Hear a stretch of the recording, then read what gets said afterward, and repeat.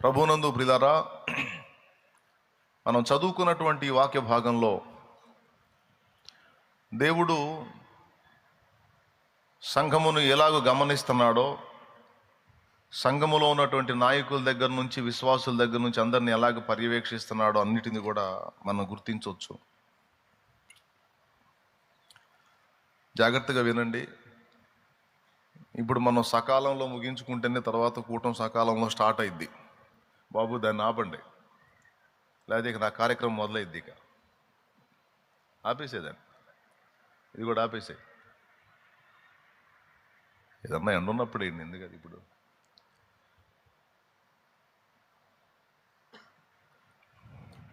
అందరు కలిసి ఒకసారి స్తోత్రం చెప్పండి.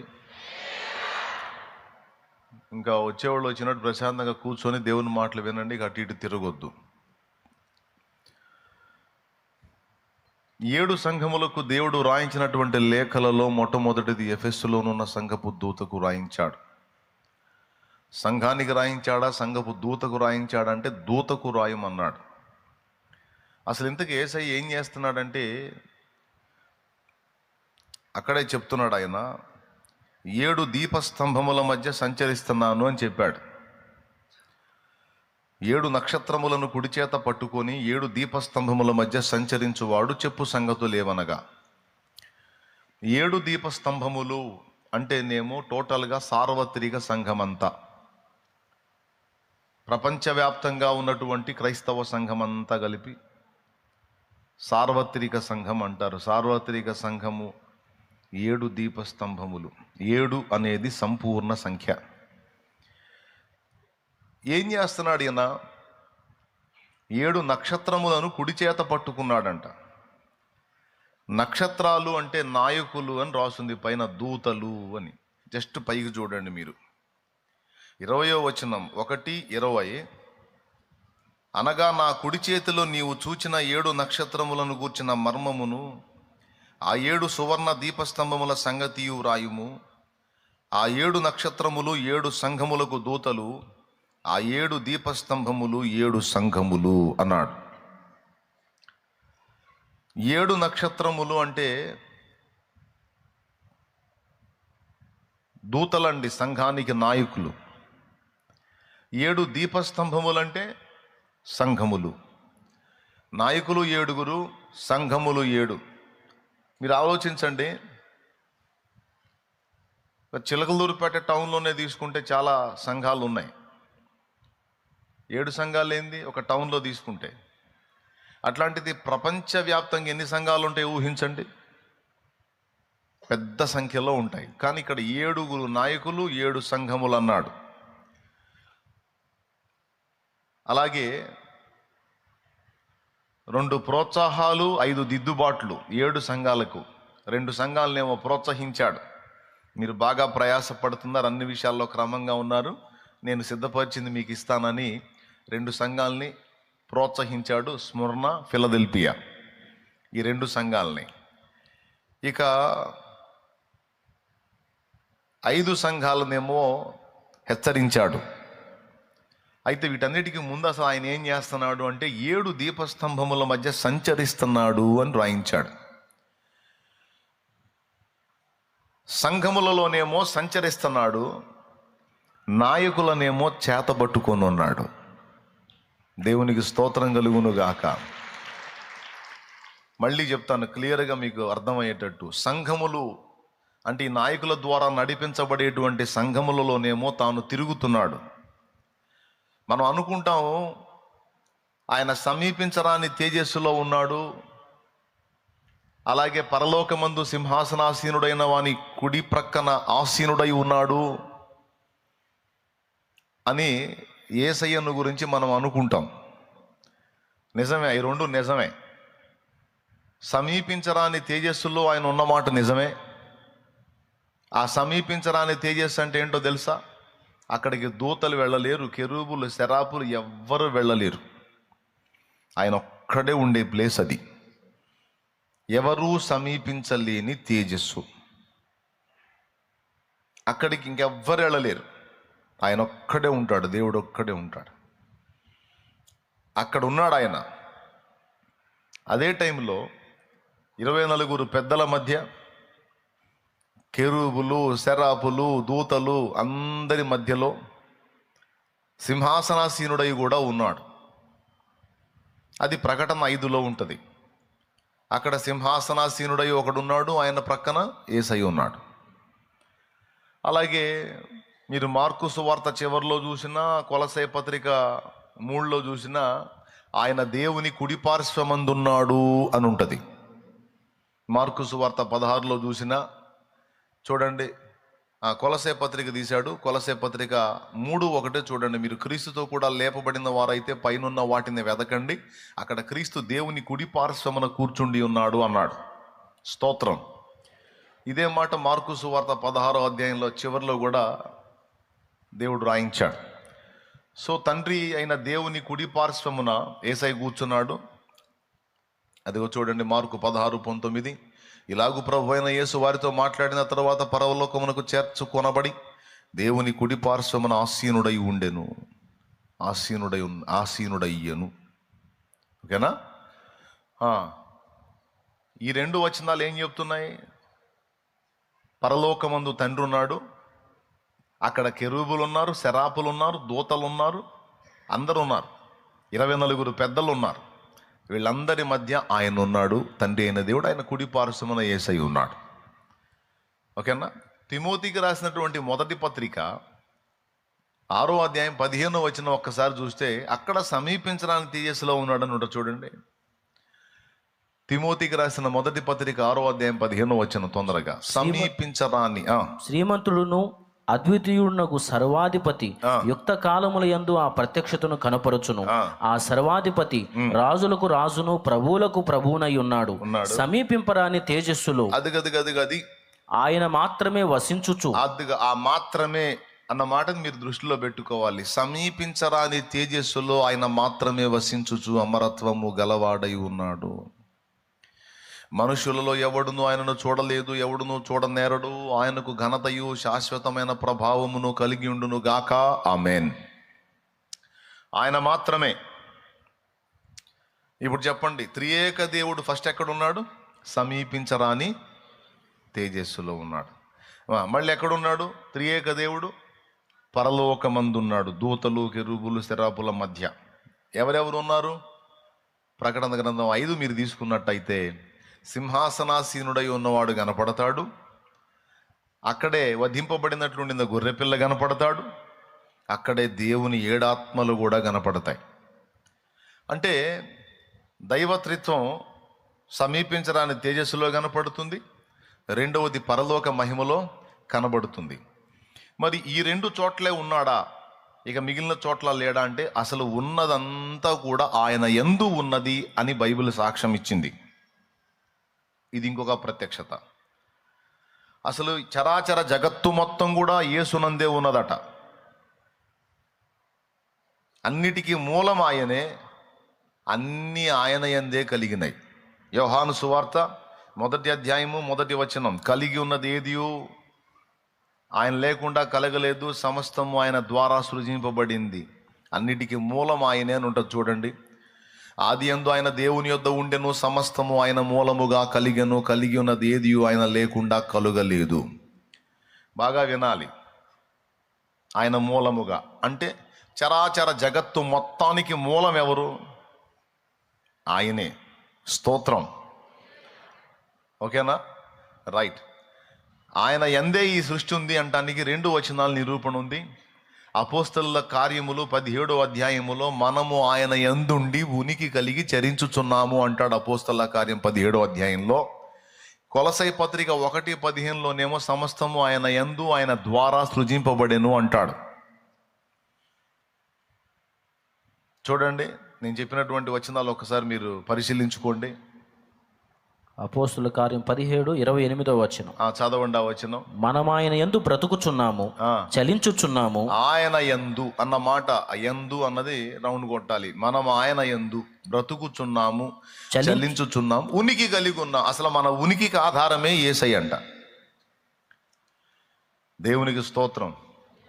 ఇప్పుడు ఈ షెడ్ ఉంది అంటే దీనికి ఆధారం ఏంది? అందరు చెప్పాలి. ఈ షెడ్ ఉంది అంటే దీనికి ఆధారం ఏంటి? ఫస్ట్ మీరు చెప్పేది స్తంభాలని. స్తంభాలకు ఆధారం ఏంటి? ఏంటి, ఎవరు చెప్పట్లేదు? నోరు తెరవండి. భూమి.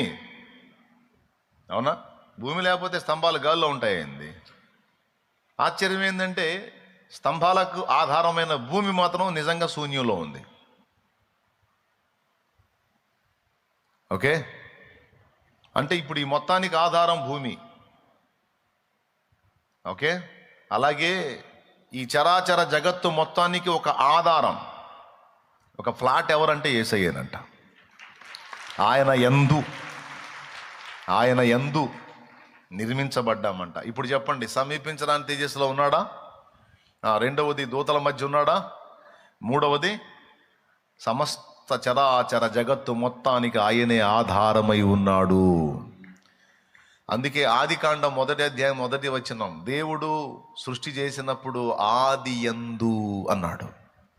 ఆది అంటే ఎవరో తెలుసా? యేసయ్యే. అదే ప్రకటన గ్రంథంలో అన్నాడు, నేను ఆదియు అంతమునై ఉన్నాను అని.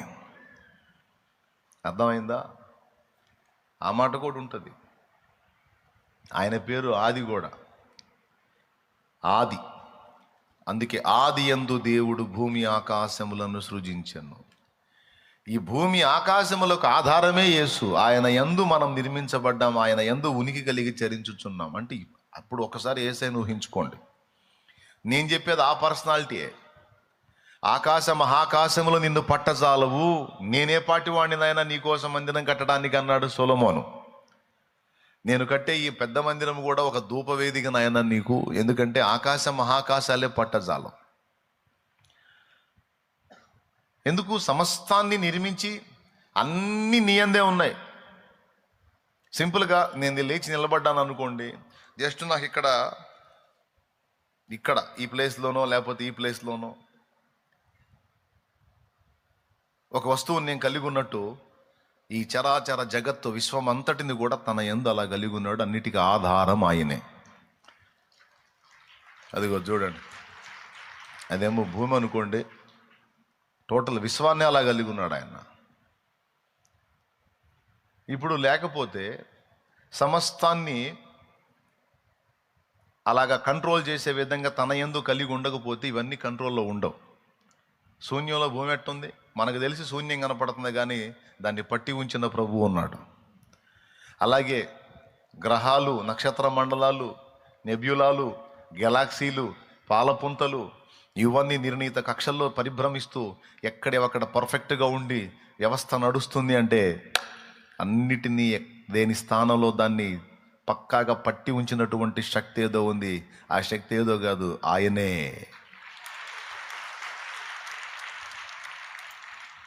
కానీ అర్థమైందని నేను చెప్పింది? ఆయనే. బాగుంది ఇంతవరకు. ఇప్పుడు 3 ప్లేసుల్లో కనపడుతున్నాడు. నంబర్ 1, మీరే చెప్పాలి, ఇక వరుసగా మీరే నోరు తెరిచి చెప్పండి. తెల్లవారుజాము వాక్యం బాగా ఎక్కిద్ది మైండ్కి. చెప్పండి, ఫస్ట్ ఎక్కడున్నాడు? ఎవరు?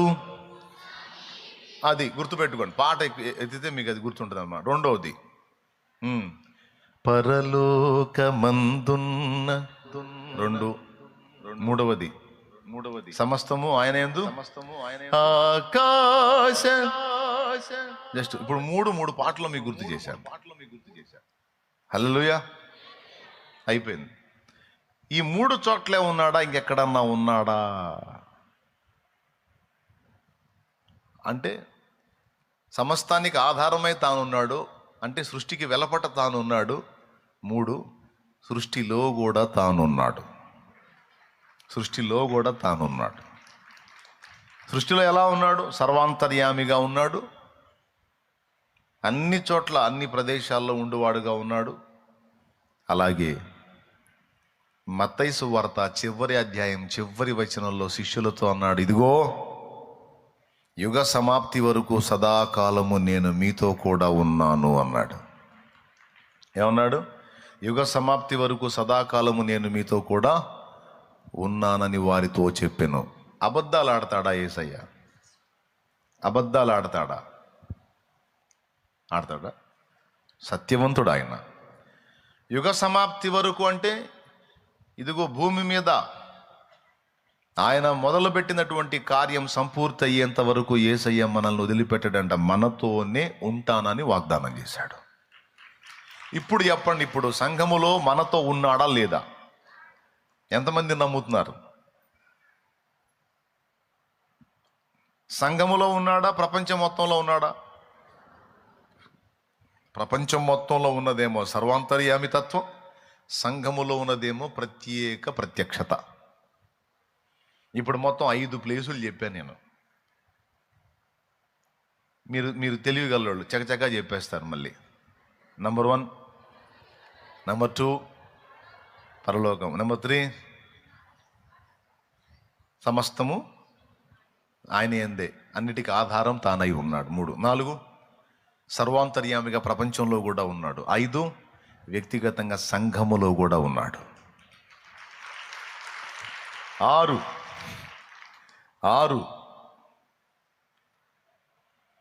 పర్సనల్గా ప్రతి విశ్వాసితో ఉన్నాడు. ప్రతి విశ్వాసితో ఉన్నాడు. చాలాసార్లు మనం ఫీల్ అవుతాం, నాతో ఎవరు లేరు, నాకెవరూ లేరని. నేను ఆయన నీతో ఉన్నాడు, ఎనీ టైం నీతోనే ఉన్నాడు. ఎనీ టైం నీతోనే ఉన్నాడు కాబట్టే నువ్వు ఎన్నిసార్లు వేదన పడి దేవా నాతో మాట్లాడు అంటే అన్నిసార్లు నీకు అందుబాటులోకి వచ్చి కరెక్ట్గా నీకు సంబంధించిన మాటలు నీకు అందించి నిన్ను ధైర్యపరిచాడు. ఎంతమంది ఒప్పుకుంటారు? కొన్నిసార్లు నీకు ఆశ్చర్యం కూడా, ఏదో ఆశువుగా నువ్వేదో ఆలోచనలు చేసుకున్నావు, అవి నెరవేరినాయి.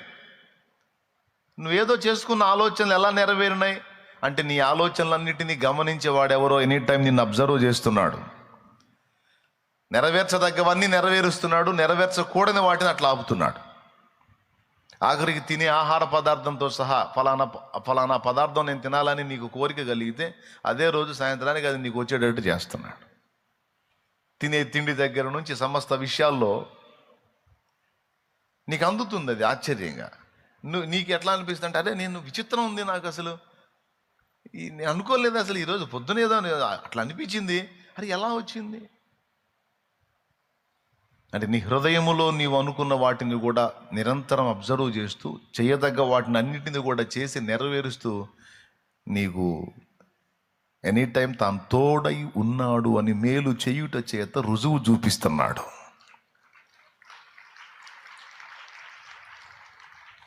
ఎప్పుడు ఫీల్ అవ్వద్దు నేను సింగిల్ అని, ఎప్పుడు ఫీల్ అవ్వద్దు నేను ఒంటరని. ఎనీ టైం నిన్ను అబ్జర్వ్ చేస్తూ పిచ్చిగా నిన్నే ప్రేమిస్తూ ఘడియ ఒక క్షణం కూడా నిన్ను విడనాడకుండా నిన్ను గమనించే నా తండ్రి నా ప్రభు ఎనీ టైం నీతో ఉన్నాడు.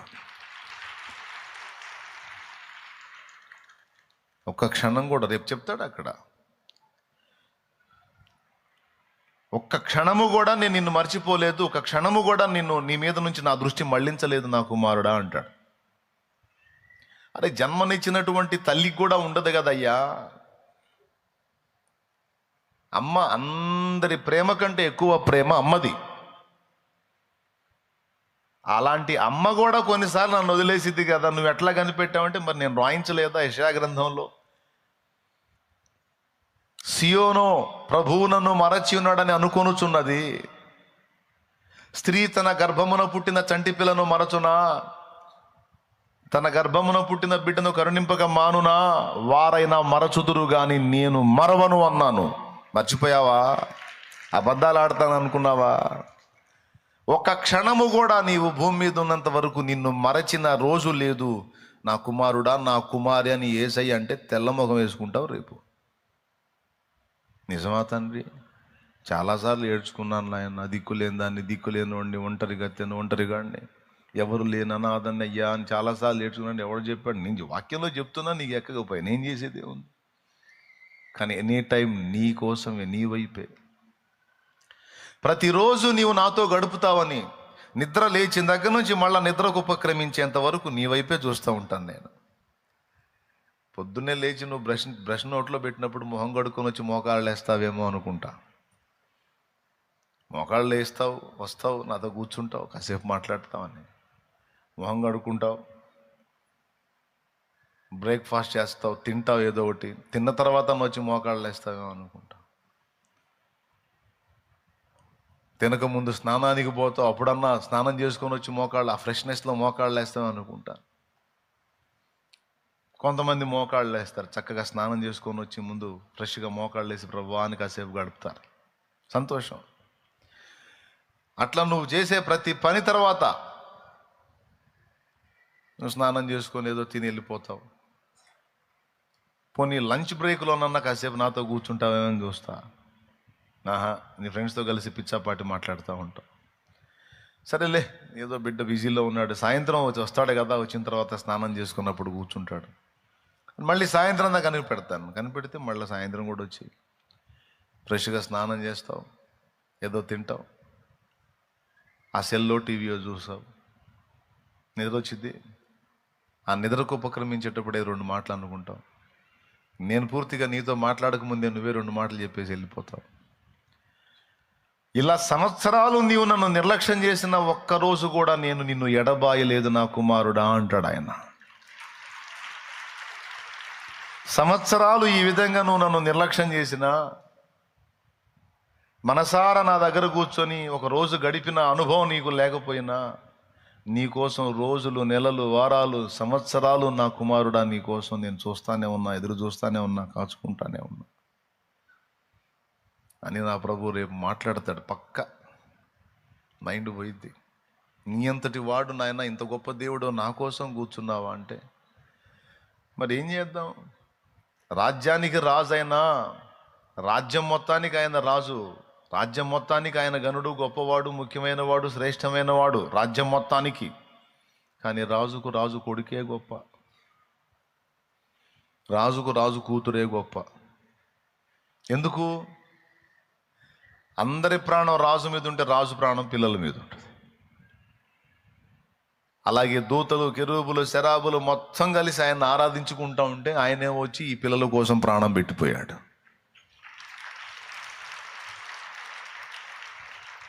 అందరికీ ఆయన గొప్ప అయితే ఆయనకేమో ఈ పిల్లలు గొప్ప. ఈ పిల్లలే మంచి పిల్లల, జిల్లాకు పిల్లలు. ఇందులో ఒకడు మంచోడు లేడు. నా వంటి నరుడొకడు నన్ను ప్రేమించి నా వలన ఫలము గోరు. ఆహా, నీ వంటి పుణ్యాత్మునికి నాలాంటి పాపాత్ముడితో ఏం ఉపయోగం ఉంది నాయనా? నీకేం కొదువైన నన్ను నా కోసం వచ్చావయ్యా? నాకు అర్థమైంది. ఏమర్థమైంది? యేసు, నువ్వు నన్ను ప్రేమించావు, పాపినైనా నన్ను ప్రేమించావు, అంతే. నీ ప్రేమ నిష్కారణపు, నీ ప్రేమ ఇది, మరి వేరే హేతువు లేదు నాయడ. నిష్కారణపు నీ ప్రేమ ఇది, మరి వేరే హేతువు లేదు నాయడ. ఉన్న పాటున వచ్చు. ఏమంటే నిష్కారణపు ప్రేమ తప్ప ఇంకోటి ఏమీ లేదు నాయన. పిచ్చి మహారాజా, అమ్మా నన్ను ఎందుకే ఇంత ప్రేమిస్తావు? అమ్మా నన్ను ఎందుకే ఇంత ప్రేమిస్తావు? నువ్వు పెద్దోడు అయిన తర్వాత నన్ను ఉద్ధరిస్తావని నాయనా అని ఎప్పుడన్నా అమ్మ చెప్పిందా నీకు? ఏమయ్యా, ఎప్పుడన్నా చెప్పిందా? మీ నాన్న చెప్పాడా?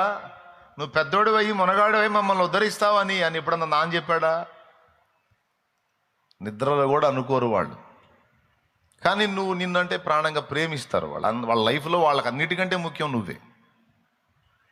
ఇంత ప్రేమ ఎందుకు అమ్మకి నీ మీద అంటే, నువ్వేదో పెరిగి పెద్ద ఇదయ్యి నువ్వేదో ఆ లైఫ్ ఇస్తావు, ఆమెకి లైఫ్ ఇస్తావనో, లేదా ఆమె భర్తకి అంటే నీ నాన్నకి లైఫ్ ఇస్తావనో కాదు.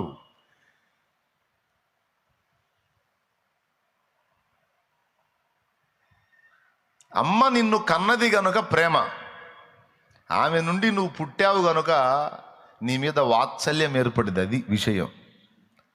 స్తోత్రం చెప్పు. అట్లా ఎందుకు ఉండదులే అన్న. ఇప్పుడు ఏ తల్లిదండ్రి అయినా బిడ్డను కన్న తర్వాత ఆడు పెరిగి పెద్ద ఏదో మనకు ఉపయోగపడతాడన్న ఆశ ఉండకుండా ఊరుకుంటుందిలే అన్న, దాన్ని బట్టే ప్రేమిస్తారు కానీ అనే లాజిక్ నువ్వు మాట్లాడతావా? దానికి నా ప్రశ్న ఒకటి ఉంది. సరే, కాళ్ళు చేతులు బాగున్న కొడుకుని అమ్మ ప్రేమించింది ఎందుకంటే ఆడు పెరిగి పెద్దోడే ఉపయోగపడతాడని. మరి కాళ్ళు చేతులు పని చేయని కొడుకుని చంపేసిద్దా అమ్మ? ఏమయ్యా, చంపేసిద్దా? ఆడు జీవితకాలం మంచంలో ఉండేవాడైనా సరే వాడిని కన్నందుకు ఆ ప్రేమను బట్టి వాడికి 1-2 కూడా ఎత్తిపోసి ఆ ఉన్నంత వరకు వాడికి ఊడిగం చేస్తానే ఉంటుంది. అది ఎందును బట్టి? ఈ కాళ్ళు చేతులు చచ్చుబడ్డవాడు లేచి వీడు పని చేసి నన్ను బతికిస్తాడన్న ఆశతోనా? ఇప్పుడు మీకు అర్థమైద్ది అమ్మ ప్రేమ నిస్వార్థమైనదని.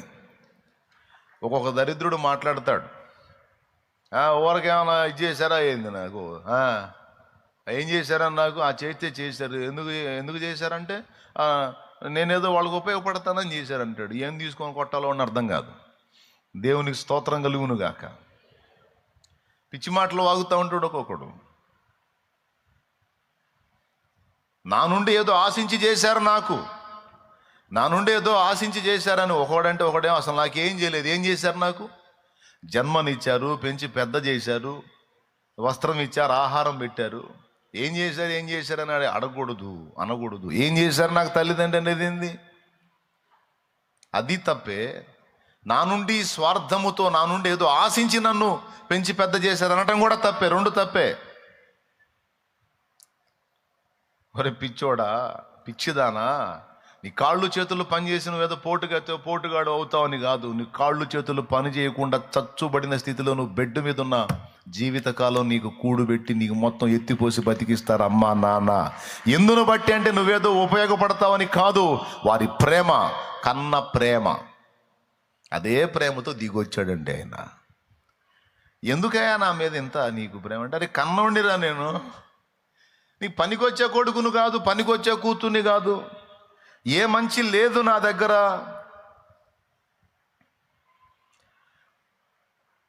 గవాజయ్య రాని చెడ్డ కర్మేంద్రియాధీనుడనై,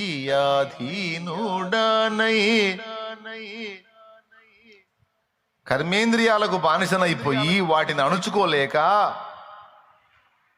ఇంద్రియ నిగ్రహం లేక, ఎందుకు చెబుతుందంటే పాట ఇస్తారేమో అని చెబుతున్నాను. వాళ్ళు ఇచ్చేటట్టు ఏం కనపట్టలేదు. స్తోత్రం. ఏమండి, ఐహికేచ్ఛలు, భోగేచ్ఛలు, లోకేచ్ఛలు, మానుషేచ్ఛలు, ఇంద్రియేచ్ఛలను నిగ్రహించుకోలేక వాటికి ఆధీనమైపోయి వశమైపోయి నెవబొందితి. తవ్వుచున్న కొలది పెరుగు తరుగదు నా పాపరాశి.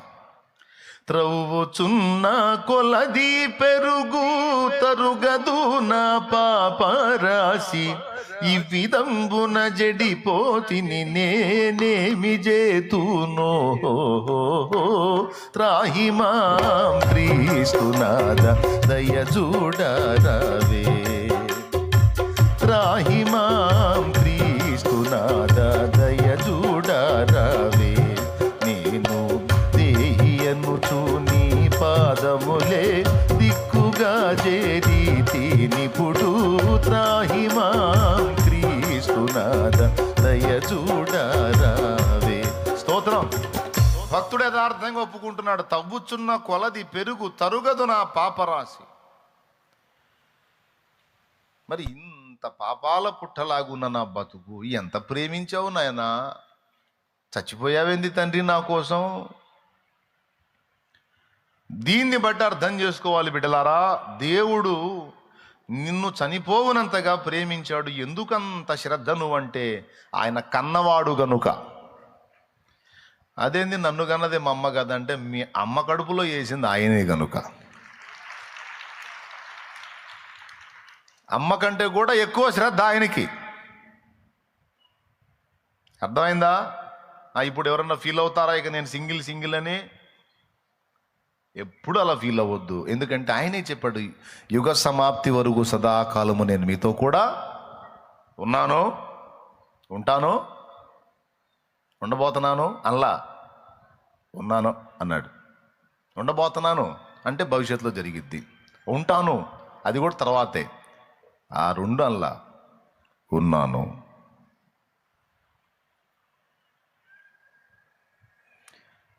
కాబట్టి ఇప్పుడు 6వదిగా మనతో కూడా ఉన్నాడు. అయిపోయింది. ఇన్ని స్థలములలో ఉన్నాడు ఆయన. ఇప్పుడు నేను చెప్పింది కొన్నే, ఇంకా బోల్డ్ అన్ని ఉన్నాయి. దీన్ని బట్టి ఏమర్థం ఉంది? అసలు యేసుప్రభు ఒకడా లేకపోతే 6గురా? మొత్తం నేను ఇప్పుడు 6 అడ్రస్లు చెప్పా. ఒకడా ఆరుగురా? ఒకడే. మరి ఒకడే మళ్ళీ పరలోకంలో ఉన్నాడు, సమీప దేశంలో ఉన్నాడు, అన్నిటికీ ఆధారమై ఉన్నాడు, సర్వాంతర్యామిగా ఉన్నాడు, సంఘముతో ఉన్నాడు, వ్యక్తిగతంగా నీతో నాతో కూడా ఉన్నాడు. మొత్తం 6 వచ్చినాయి. ఇప్పుడు 6 యేసులా? ఒకడే అన్నా. దేవునికి స్తోత్రం. యేసు ఒక్కడే, కానీ యేసులో అలాంటి అవకాశం ఉంది. ఎవరి వాళ్ళకి వ్యక్తిగా ఇప్పుడు ఎన్నో వద్దండి, 6 ప్లేసులు వద్దు. మనుషులు ఎంతమంది ఉన్నారు? కోట్ల కొలది మనుషులు ఉన్నారు. కానీ కోట్ల కొలది విశ్వాసులు కూడా ఉన్నారు. ప్రపంచవ్యాప్తంగా లెక్కేసుకుంటే మెజారిటీ క్రైస్తవులే ఉంటారు. అవునా? దాదాపు చాలా % క్రైస్తవులే ఉంటారు. క్రైస్తవులందరూ కోట్ల కొలదిగా ఉంటే ఇప్పుడు యేసు ఒక్కడా కోట్ల కొలదిగా ఉన్నారా? ఒక్కడే యేసు. మరి కోట్ల మందికి ఎలా లింక్ అవుతాడు? కోట్ల మందితో వ్యక్తిగతంగా ఎలా గడుపుతాడు? ఆశ్చర్యం కదా. కానీ ఆ ఒక్కడే ఎన్ని కోట్ల మంది వ్యక్తులుంటే అన్ని కోట్ల మందికి సపరేట్ పార్ట్స్గా విభాగింపబడి ఆ ఒక్కడే అందరికీ అందుబాటులోకి వెళ్ళగలడు. మళ్ళీ అలాగని కోట్ల మంది యేసులు కాదు, ఒకడే యేసు. ఒక్కడే యేసులో ఎంతమంది నిర్మించబడ్డారో వ్యక్తులు, వాళ్ళందరికీ సపరేట్ కనెక్షన్స్ ఉన్నాయి. ఆ కనెక్షన్స్ ఎలా ఉన్నాయో తెలుసా? ఎవరు యేసు వాళ్ళకే మళ్ళీ. అందుకే దావీదు అన్నాడు, దేవా నా దేవుడవు నీవు అని. దేవా నా దేవుడవు నీవు అంటే అర్థమైంది, ఈ వస్తువు నాది అని నేను అన్నాను అంటే ఇంకొకళ్ళది. అందరూ చెప్పండి నోరు తెరిచి. ఈ వస్తువు నాది అన్నాను అంటే ఇంకొకళ్ళది కాదనేగా అర్థం. దేవా నా దేవుడవు నీవేనని అనే పాట పాడినప్పుడు అర్థం కాలేదా? నా దేవుడు నా సొంతం అన్నట్టు దావీదు మాట్లాడితే, ఊరుకోయా నీ ఒక్కడికి సొంతం ఏంటి, కోట్ల మంది మనుషులు ఉంటే నాకు నీ సొత్తు అయినట్టు నీ ఆస్తి అయినట్టు మాట్లాడుతున్నా, ఊరుకోయా అన్నాడా? అవును దావీదు, నేను నీ వాడినే.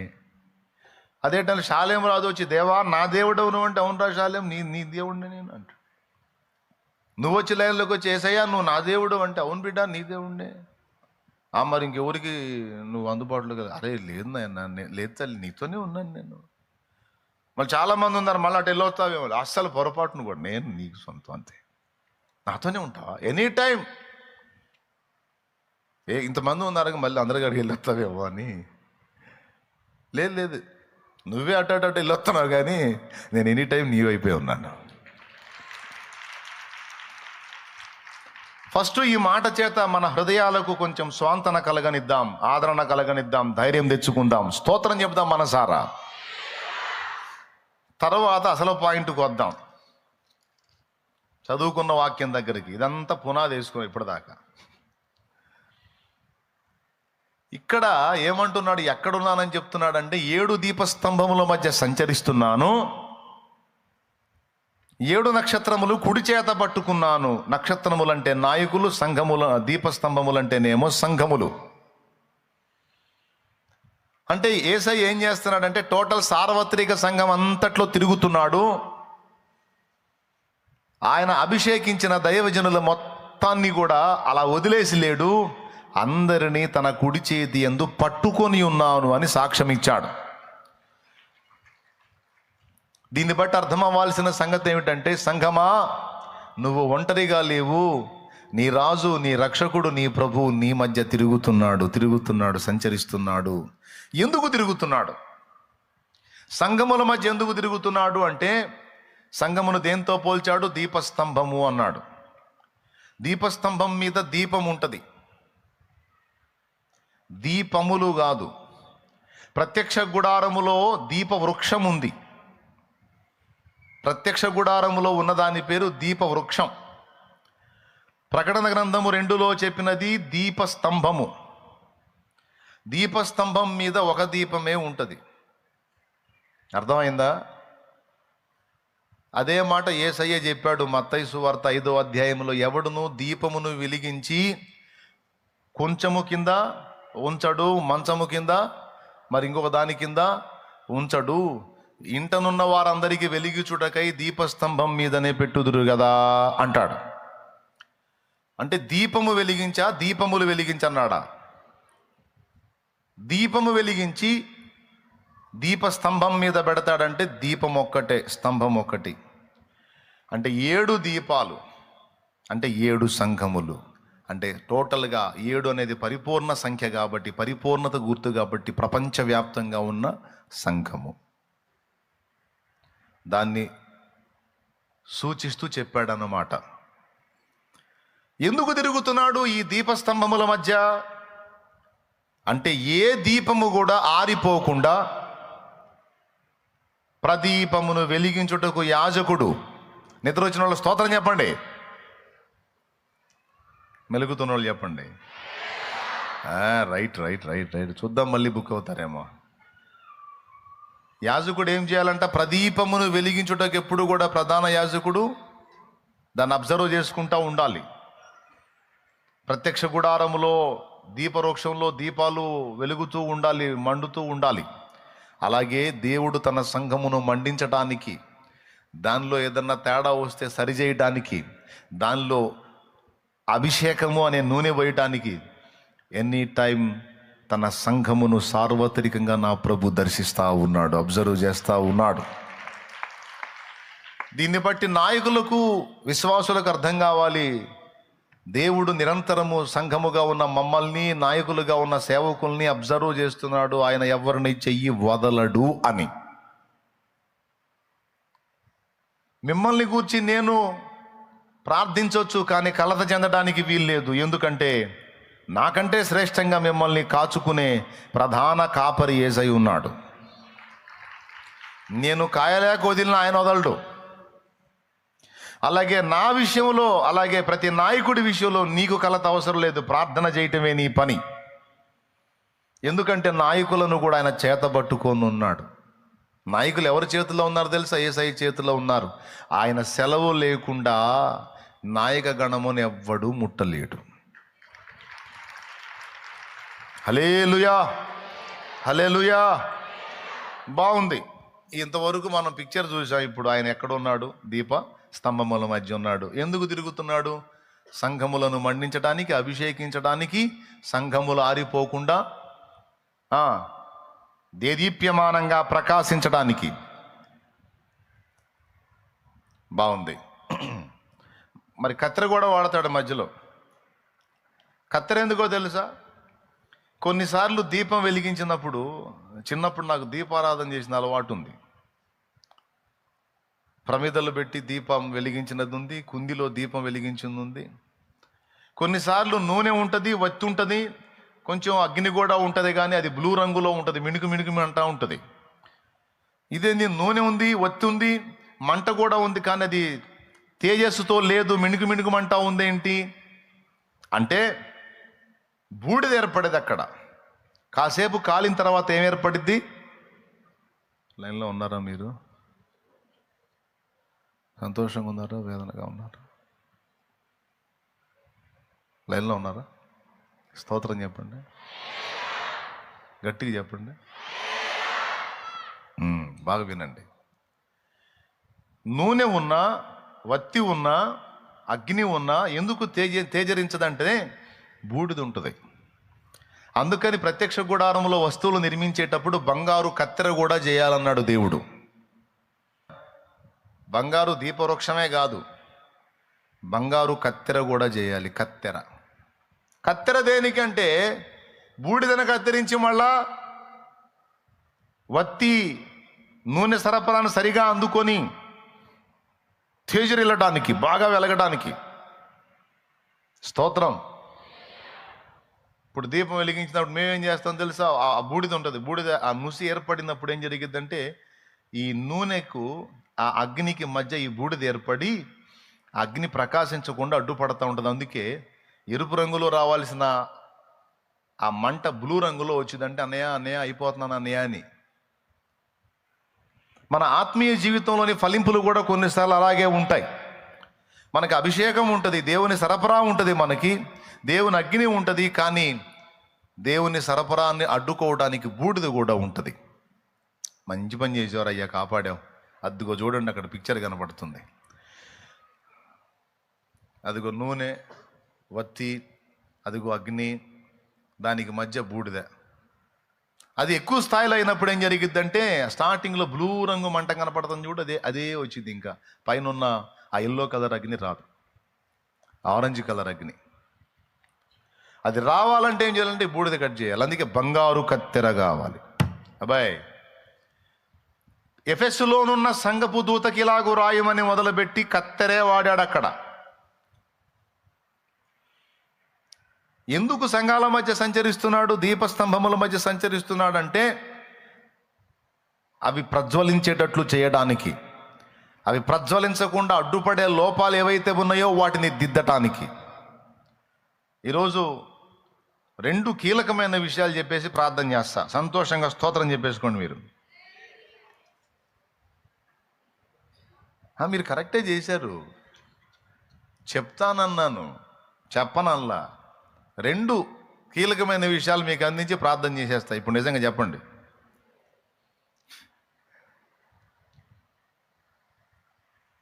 అంటే చెప్పొద్దనే చెప్పమనేనా?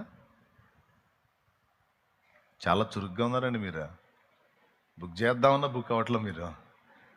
సంతోషం, అలానే ఉండండి, జాగ్రత్తగా వినండి. కత్తెర వాడాడన్నాను. కత్తెర వాడకపోతే బూడిద పోదు, బూడిద పోకపోతే ప్రజ్వలించదు దీపం. దీపం ప్రజ్వలించాలంటే దేవుని సరఫరా నీకు అందునట్లు దేవుని సరఫరాని నీకు అందకుండా చేసి ఆ బూడిద కట్ అయిపోవాలి. అది ఎప్పుడైతే కట్ అయిద్దో నూనె డైరెక్ట్గా మంటకు తగిలిద్ది, ఒత్తిలో నుండి బగ్గున మండిద్ది. మన ఆత్మీయ జీవితంలో కూడా కొన్ని రకాల బూడిదలు ఉంటాయి. మనకు తెలియకుండానే కొంత వెలుగు వెలిగిన తర్వాత మనకు తెలియకుండానే అక్కడ ఆల్రెడీ కాలినది మనకు అడ్డుపడిద్ది అన్నమాట. ఇక్కడ దేవుడు ఏం చేయాలంటే ముందు దాన్ని చూపించి దాన్ని కట్ చేయాలా. అందుకే భక్తుడు అడిగాడు, దేవా నీకు ఆయాసకరమగు మార్గము నా యందున్నదేమో నన్ను పరిశీలించి చూడయ్యా, నన్ను పరిశీలించి చూడు, నాలో నీకు అభ్యంతరకరమైనవి ఏమైనా ఉంటే వాటిని తొలగించమని దావీదు ప్రార్థన చేస్తాడు. మనం కూడా పాటలో పాడుకున్నాం. ప్రతిదినము నీ యొద్దకు ఆకర్షించి ప్రభువా నిన్ను ప్రార్థింపక ప్రేరణనిచ్చి ప్రతి చోట నీకై జ్యోతిగా నిలిపి పరిశుద్ధాత్మతో నన్ను నింపయ్యా. ప్రతి చోట నేను ఒక జ్యోతినై నీ కోసం ప్రకాశించాలి, దానికి అడ్డుపడేవి ఏవైనా ఉంటే వాటిని తొలగించు, పరిశుద్ధాత్మతో నన్ను నింపు, ఆ నూనె నాలో ప్రవహించాలి, ఆ అభిషేకం నా మీద పనిచేయాలి, నేను భగ్గున మండాలి దేవా నీ కోసం, భగ్గున మండాలి. ఆమేన్. ఇప్పుడు ఎఫెసు సంఘములో సమస్యకు కారణం సంఘ నాయకుడు అనుకోండి. యథా రాజా తథా ప్రజ. దేవుడు ఎప్పుడు కూడా డైరెక్ట్గా సంఘం మీదికి రాడు, సంఘ నాయకుడిని టార్గెట్ చేస్తాడు. ఎందుకంటే గొర్రెలు ఎట్లున్నాయి అంటే కాపరు ఎట్లుంటే గొర్రెలు అట్లుంటాయి. ఇల్లును చూసి ఇల్లాలను చూడాలంటారు కదా, అట్లాగా ఇక్కడ రివర్స్ అన్నమాట. ముందు ఇల్లాలను చూసి తర్వాత ఇల్లు సంగతి మాట్లాడతాడు. ఇప్పుడు ఇక్కడ ఇల్లాలు ఎవరు? సంఘ నాయకుడు. అందుకే ముందు నాయకుడు ఎలాగున్నాడు అబ్జర్వ్ చేస్తే సంఘం అలా ఉందని నిర్ధారణ అయిపోయేది. ఎందుకంటే ప్రతి నాయకుడు తన వంటి వారిని ఉత్పత్తి చేస్తాడు కాబట్టి. నాయకుడు చెడిపోయినోడైతే చెడిపోయిన సరుకు ఉత్పత్తి అయింది సంఘంలో. నాయకుడు సత్య సంబంధై, యథార్థవంతుడై, భక్తిపరుడై, ఆత్మీయుడై, దేవుని యందు భయభక్తులు కలిగిన వాడై, క్రమము కలిగిన వాడైతే సంఘము కూడా అలాంటి క్రమము నేర్చుకుంటుంది. యథా రాజా తథా ప్రజ, యథా దేవ తథా భక్త, యథా గురు తథా శిష్య, యథా పిత తథా సుత అన్నట్టు. అందుకే నాయకుల మీద దృష్టి పెట్టాడు. సంఘమునకు రాయి లెటర్ అనలా, సంఘపు దూతకిలాగు రాయము అన్నాడు. ఇప్పుడు చూడండి, దూతకు లెటర్ రాస్తూ 3 విషయాలు ప్రభువు మాట్లాడాడు. మొట్టమొదటిది ఇప్పటికే దూత చేసినటువంటి పని. రెండవది తనలోని లోపం.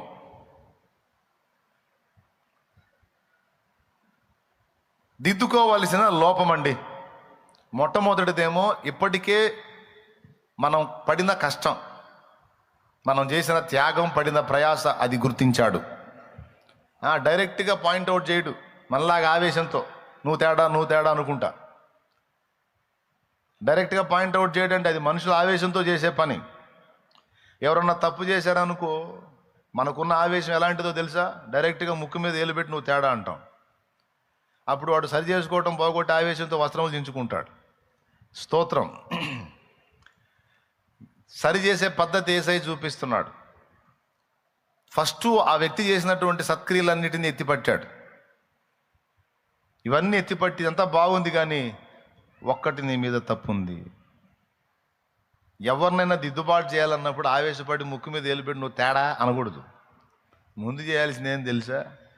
చాలా విషయాలు, అందులో 80% నువ్వు అద్భుతంగా ఉన్నావు, ఈ విషయంలో ఇట్లా ఉన్నావు, ఈ విషయంలో ఇట్లా ఉన్నావు, ఈ విషయంలో ఇట్లా ఉన్నావు, ఈ విషయంలో ఇట్లా ఉన్నావు. అసలు 80 మార్కులు వచ్చేసినాయా? ఆ ఒక్కటే ఉంది, అదొక్కటి నువ్వు బ్యాలెన్స్ చేసుకుంటే 20 గెలుస్తే 100కు 100 అంటే ఎవరైనా దిద్దుకుంటారు. నీ కొడుకును దిద్దినా, నీ కూతురును దిద్దినా, తల్లిదండ్రులను దిద్దినా, అన్నదమ్ముల్ని దిద్దినా పద్ధతి ఇది. నీ తోటి విశ్వాసిని దిద్దినా, సహసేవకుడిని దిద్దినా, సమాజంలో వ్యక్తుల్ని దిద్దిన పద్ధతి ఇది. దిద్దుబాటు చేసే పద్ధతి ఇది. స్తోత్రం చెప్పు. ఏం పద్ధతి? డైరెక్ట్గా పాయింట్అవుట్ చేయకూడదు. కొంతమంది నాకు ఆవేశం అండి, నాకు ఆగదు, నేను అంతే ముక్కుసూటిగా మాట్లాడదని ముక్కు పగిలిపోద్ది. ఎవరిది? నీది కాదు, అవతలవాడిది. ముక్కుసూటిగా మాట్లాడటం తప్పని నేను అనలే, కానీ దానివల్ల దిద్దుబాటు ఎక్కువ జరగదు. ఏ వ్యక్తికైనా ఒక దిద్దుబాటు చేసేటప్పుడు ముందు వాళ్ళు కూడా కొన్ని సద్లక్షణాలు ఉంటాయి, సుగుణాలు ఉంటాయి. వాటిని ఎత్తి మనం మాట్లాడి దిద్దుబాటు చేసినప్పుడు అది 80 మార్కులు పడ్డాయి కదా, 20కి 1 పాయింటే కదా అడ్డుపడుతుంది, తీసేసుకుంటే పోలా, చాలా వందనాలు, మంచి విషయం చెప్పావు, తప్పకుండా దిద్దుకుంటా అని చెప్పి చక్కగా చెప్పి మరి దిద్దుకొని సరి చేసుకుంటారు. కాబట్టి ఇక్కడ యేసయ్య 3 విషయాలు మనకు వ్యక్తపరుస్తున్నారు. నంబర్ 1, ఒక వ్యక్తి చేసినటువంటి కష్టం, పడిన ప్రయాస, చేసిన త్యాగం, అనుభవించిన విషయాల్లో సహనం అన్నీ ఎత్తాడు. రెండవది, తప్పుగా లోపముగా ఉన్నవి దిద్దుకోవలసినవేవో అది చూపించాడు. రెండవది. మూడవది, ఒకవేళ దిద్దుకొని గెలిచినట్లయితే తర్వాత వచ్చే ఫలమును గురించి కూడా ఆయన మాట్లాడాడు. 3 సంగతులు మాట్లాడాడు. మొదటిది ఏం మాట్లాడాడు చెప్పండి? ఏదో ఒకటి మాట్లాడాడు. ఏం మాట్లాడాడు? నీ సహనమును, నీ క్రియలను, నీ కష్టమును, నీ క్రియలను, నీ కష్టమును, నీ సహనమును నేను ఎరుగుదును. అంటే నువ్వు ఏమేం క్రియలు చేస్తున్నావో నా ప్రభువుకు తెలుసు. నువ్వు సమాజం నిమిత్తం, ఆయన నిమిత్తం ఎంత కష్టపడుతున్నావో నా ప్రభువుకు తెలుసు. నువ్వు ఎన్ని సహిస్తున్నావో, ఎంత భరిస్తున్నావో కూడా ఆయనకు తెలుసు. 3, అలాగే దుష్టత్వాన్ని, దుష్టులను సహిస్తున్నావా, ఎదిరిస్తున్నావో కూడా తెలుసు. కొంతమంది దుష్టత్వంతో రాజీ పడతారు. ఆడితో మనకెందుకు లేరా, ఆడి చెడిపోయినోడు అని వదిలేస్తారు. కానీ ఇక్కడ నీవు దుష్టులను సహింపలేవనియు, దుష్టత్వాన్ని ఒప్పుకోవు, ఎదిరిస్తావు. నువ్వు పిరికోడివి కాదు, పిరిగిదానివి కాదు. దుష్టత్వాన్ని ఎదిరించి తెగించి నిలబడే సామర్థ్యం ఉంది నీకు. నువ్వు దుష్టత్వాన్ని చేసే వ్యక్తులను ఎదిరిస్తావు, నువ్వు ఎవరిని లెక్క చేయవు. అంతేగాక భక్తి ముసుగులో ఉన్న వ్యక్తులు ఎవడు దొరో ఎవడు దొంగో గుర్తుపట్టే సామర్థ్యం నీకుంది. ఎవడు భక్తిపరుడో ఎవడో వేషధారో గుర్తుపడతావు నువ్వు. తాము అపోస్తలలో కాకయ్య అపోస్తలను చెప్పుకునేటువంటి దొంగలను నువ్వు పట్టుకుంటావు, వాళ్ళని పరీక్షిస్తావు. అబద్ధీకుడు ఎవడో, సత్య సంబంధి ఎవడో నువ్వు గుర్తుపడతావు. అబ్బా ఎన్ని మెప్పుకోళ్ళండి. ఫస్ట్ ఏమన్నా నీ క్రియలు నాకు తెలుసు అన్నాడు, నీ సహనము నాకు తెలుసు అన్నాడు. మూడోది ఏమన్నాడు? కష్టము. నీ క్రియలు, నీ కష్టము, నీ సహనము అంటే ఏమేం క్రియలు చేస్తున్నారో చూశాడు, ఎంత కష్టపడుతున్నారో చూశాడు. ఏమమ్మా నువ్వు అనుకుంటావు, ఏమయ్యా పరిచారకులు వచ్చారా? చేతులు ఎత్తి స్తోత్రం చెప్పండి. పరిచారకులు, నేను ప్రభువు నిమిత్తం ఇంత కష్టపడుతున్నాను, నాకు దేవుడు సమయం ఇచ్చినప్పుడల్లా వచ్చి నేను ప్రయాసపడుతున్నాను, మరి నా కష్టాన్ని నా ప్రభువు చూస్తున్నాడనే సందేహం నీకు అక్కర్లేదు. ఆయన చెప్తున్నాడు, నేను చూస్తున్నానని. నేను సంచరిస్తున్నాను, నా కోసం మీరు ఎంత త్యాగం చేస్తున్నారో, ఎంత కష్టపడుతున్నారో, మీరు ఎలాంటి క్రియలు చేస్తున్నారో, మీరు నా నిమిత్తము ఎంత సహిస్తున్నారో, ఎంత మందిని భరిస్తున్నారో నాకు తెలుసు. నేను ఎరుగుదును. నువ్వు చెప్పాల్సిన అవసరం లేదు ఇక. ప్రభువా, ఎంత త్యాగం చేస్తానన్నా చూడు తండ్రి, ఎంత భరిస్తున్నానో చూడు తండ్రి. ఆల్రెడీ చూసే ఉన్నాను బిడ్డ, నువ్వే నాకు చెప్పాల్సిన అవసరం లేదు అంటాడు ఆయన. ఎంత కష్టపడుతున్నానో చూడు ప్రభు అంట. నీ కష్టం అంతా నేను ముందే ఎరుగుదును అంటాడు. ఎరుగుదును. నీ కష్టము, నీ సహనము, నీ క్రియలన్నీ తెలుసు నాకు. నీ తెలివితేటలు తెలుసు, నీ పరిశీలనాత్మకమైన మైండ్ తెలుసు నాకు. దుష్టత్వాన్ని ఇష్టపడని తత్వం కూడా తెలుసు. అన్నీ ఓకే. అయినను మొదట నీకుండిన ప్రేమను నీవు వదలితివని తప్పు ఒకటి నీ మీద మోపాల్సి ఉంది. అబ్బా, ఇవన్నీ ఒక ఎత్తు. ఇదిగో నేను చూపించేది ఒక్కటి ఒక ఎత్తు. ఈ ఒక్కటి కానీ నువ్వు జాగ్రత్త చేసుకోపోతే మొత్తం తేడా పడిద్ది. ఏమండి, ఒక్కసారి మీరు మీ చుట్టూ ఉన్న షెడ్డుని చూడండి. మీ చుట్టూ ఉన్న షెడ్డుని. నాకు తెలిసి మీరు పక్కలకే చూస్తారని, పైకి చూడొద్దా? మీరు చెప్పండి. మీరు కూర్చున్న షెడ్డు చుట్టూ చూసారా మీరు? అంతా కలిపి స్తంభాలు ఉన్నాయి. కింద మీకు కనపడేది ಎಷ್ಟು స్తంభాలే. కానీ ఈ స్తంభాలను ఆధారం చేసుకొని ఎంత చట్రము బిగించబడింది, దానిపైన ఎంత కప్పు వేయబడింది, మీ కింద చూస్తున్నటువంటి స్తంభాలు ఎక్కువ ఉన్నాయా, లేకపోతే వీటిని ఆధారం చేసుకొని పైన అల్లిన అల్లకం ఎక్కువ ఉందా? ఏది ఎక్కువ మీరు చెప్పండి. ట్రస్సులు ఉన్నాయి. ట్రస్సుని కలిపి లింక్ చేసే ఫల్లింగులు ఉన్నాయి. వాటిపైన మొత్తాన్ని కప్పి ఉంచే రేకులు ఉన్నాయి. ఉన్నాయా లేవా? వాటికి మరి వేలాడదీసిన ఫ్యాన్లు ఉన్నాయి, పెద్ద పెద్ద ఫ్యాన్లు. క్లాతులు ఉన్నాయి, బోర్డన్ని. వాటికి పెద్ద పెద్ద ఎల్ఈడీలు ఉన్నాయి. అవునా? ఇవన్నీ ఎన్ని రకాలు ఉన్నాయి? ఎన్నో రకాలు ఉన్నాయి. కానీ ఇవన్నీ ఎన్నున్నా ఇంత వెయిట్ని ఆపే కీలకమైనది ఆ స్తంభమే. ఆ స్తంభం కొట్టేశామనుకో, ఇక మిగిలిన ఎంత పెద్ద చట్రం అయినా సరే వచ్చి నేల మీద కూర్చుంటుంది. అవునా? అది ప్రేమ అనేది అలాంటిది అన్నాడు. అది విషయం.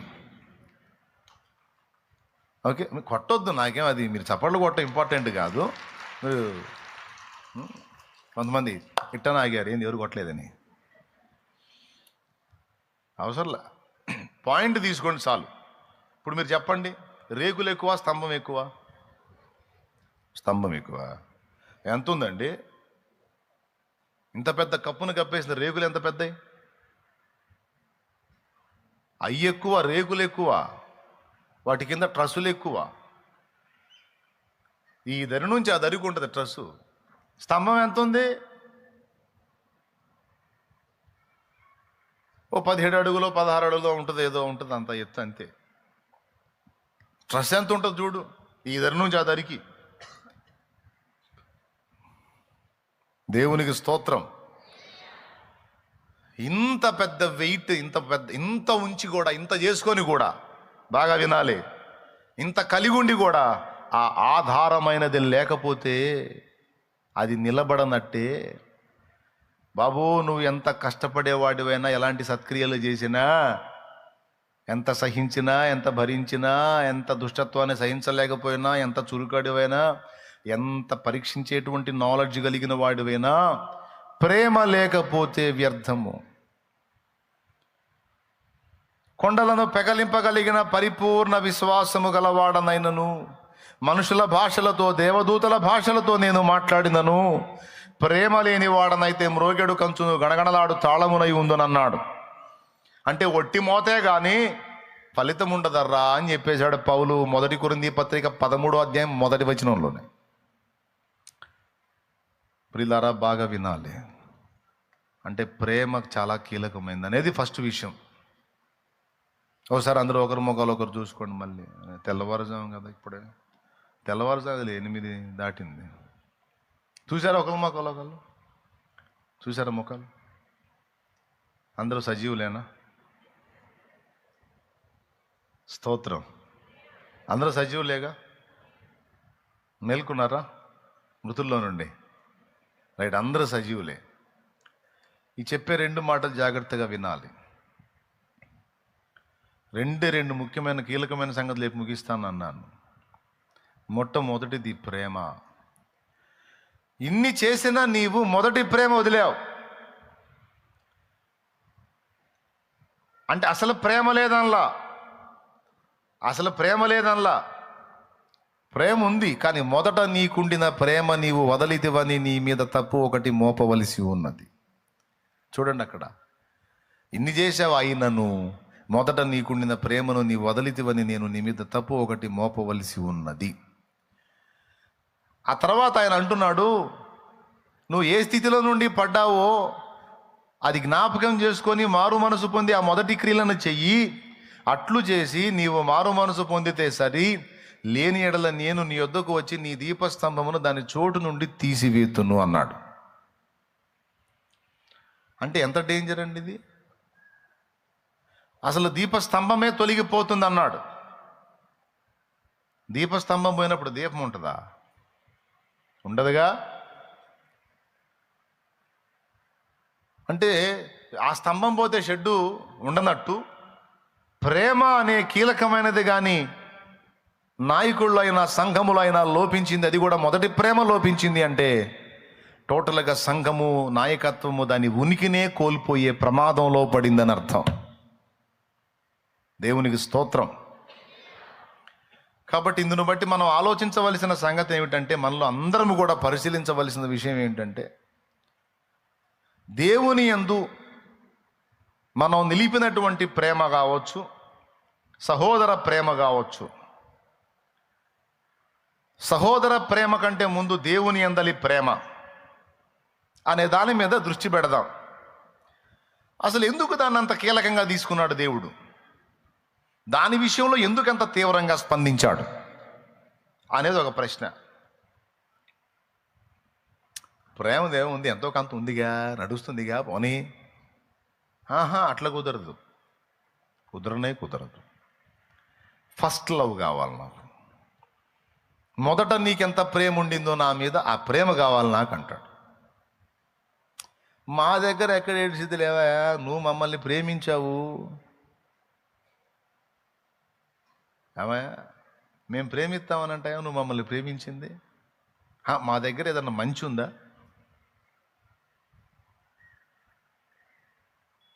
మా దగ్గర ఏదైనా మంచి ఉందా? ఏమండి, జాగ్రత్తగా వినాలి. మీరు జాగ్రత్తగా వినాలి, మీరు నిర్లక్ష్యం చేయొద్దు. మళ్ళీ అడుగుదాం మనం దేవుణ్ణి. ఇప్పుడు నువ్వు ముందే ఏం చెప్పావు? నేను కన్నాను గనక మరి నీ నుండి ఏ ప్రతిఫలం ఆశించకుండా, నువ్వు మంచోడువైనా చెడ్డోడువైనా జన్మనిచ్చాను గనక ఆ మమత, ఆ వాత్సల్యాన్ని బట్టి నేను నిన్ను ప్రేమిస్తానన్నావు. ఇంకా ఆ కోటాలో కొట్టేసాయి ఇక కేసు. మళ్ళా నువ్వు నన్ను ప్రేమించాలని డిమాండ్ చేస్తావు. ఏ క్యా హే? స్తోత్రం. కాబట్టి డిమాండ్ కరెక్ట్ కాదు ప్రభు. వదిలేసే నాయన, నిన్ను ఎట్లా ప్రేమిస్తాం? మేమంతా చెంచలంగాళ్ళం అయితే, మేమంతా చెంచలమాలోకాలం ప్రభు. నిన్ను ఎట్లా ప్రేమిస్తావు నాయన? కుదరదులే ప్రభు అనేద్దామా? కుదరదు అట్లయితే అన్నాడు. మళ్ళీ మొదటికి వద్దాం. ఈడు పెద్దయి నన్ను ప్రేమిస్తాడని అమ్మ ప్రేమించిదా? ఈడు ప్రేమిస్తాడని ప్రేమించిద్దా? ఆడు ప్రేమించకపోయినా. ఇంకొకటి చెప్తానండి, మెంట్లోడు ఉంటాడు ఒక్కొక్కడు, వాడికి అసలు తెలివే ఉండదు. కాళ్ళు చేతులు అన్నీ బాగుంటాయి, అన్నం పెట్టపోయిన అమ్మని తీసి పెట్టామని కొడతాడు. అట్టంటి వాళ్ళు ఉన్నారు లోకంలో, తెలుసా మీకు? మైండ్ మెచ్యూరిటీ లేని పిల్లలండి. అది బాడీ పెరిగిద్ది కానీ తల్లిని శత్రువులా చూస్తాడు. వాడికి అన్ని ఊడిగం చేసిద్ది.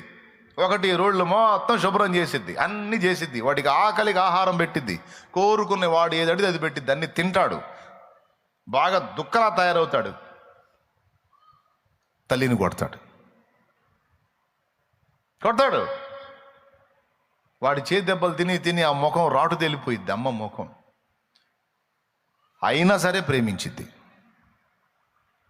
అంతేగాని ఈడిన్నిసార్లు కొట్టాడు దరిద్రుడి, సాగు కొడతానని ఏమన్నా చంపిద్దా? ఆహా. ఏసైకి అదే చెబుదాం మనం.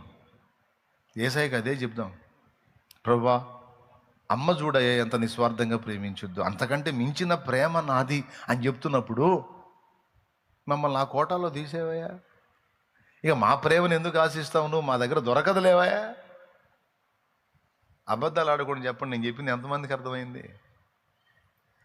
ఎంతమందికి అర్థమవుతుందో చేతులు ఎత్తండి, నేను సంతోషపడతాను అర్థం అయితే. అర్థం కానోళ్ళు, అర్థమైన వాళ్ళు దించండి చెబుతాను. అర్థం కానోళ్ళు చేతులు ఎత్తండి. అర్థం కాలేదా? అర్థం కాలేదా? నేను చెబుతా, మళ్ళీ చెబుతా, ఏ ఇబ్బంది పడను. ఈ పాయింట్ మీకు ఎక్కాల. ఇప్పుడు మనం యేసయ్యని ప్రేమిస్తాము, మనం కూడా ఆయన కోసం ఏదో చేస్తామని యేసయ్య మనల్ని ప్రేమించాడా, లేకపోతే కన్నందుకు ప్రేమించాడా? అందరు చెప్పండి ఇప్పుడు నోరు తెరిచి. కన్నందుకే. ఏ తల్లైనా బిడ్డని కన్నందుకు ప్రేమించిద్ది. తన నుండి పుట్టిన బిడ్డ అనే మమత ఏర్పడిద్ది, వాత్సల్యం ఏర్పడిద్ది. ఇక వాడేదో పెరిగి పెద్ద అవుతాడు, వాడేదో ఏమికి ఏదో పెడతాడు, ఆహారం ఇస్తాడు, వస్త్రాలు ఇస్తాడు, ధనం, బంగారు నగలు దిగేస్తాడు, ఇవన్నీ ఏం ఆశించదు. తీరా పెద్ద అయిన తర్వాత కూడా అమ్మ ఒకటే అంటది, అరే మాకు లేకపోతే ఏ ఓల్డేజ్ హోమ్లోనో చేరి అంత తిని బతుకుతాం, ముసలాళ్ళ దగ్గర ముసలాశ్రమాలు ఉంటాయి కదా, అవసరమైతే అందులో చేరన్నా బతుకుతాం రా బాబా, నువ్వు బాగుండయా, నువ్వు చల్లగుండయా, నువ్వు చక్కగుండయా, నువ్వు నీ కుటుంబం పచ్చగుండయా, మాకు అంతే చాలు అంటారా?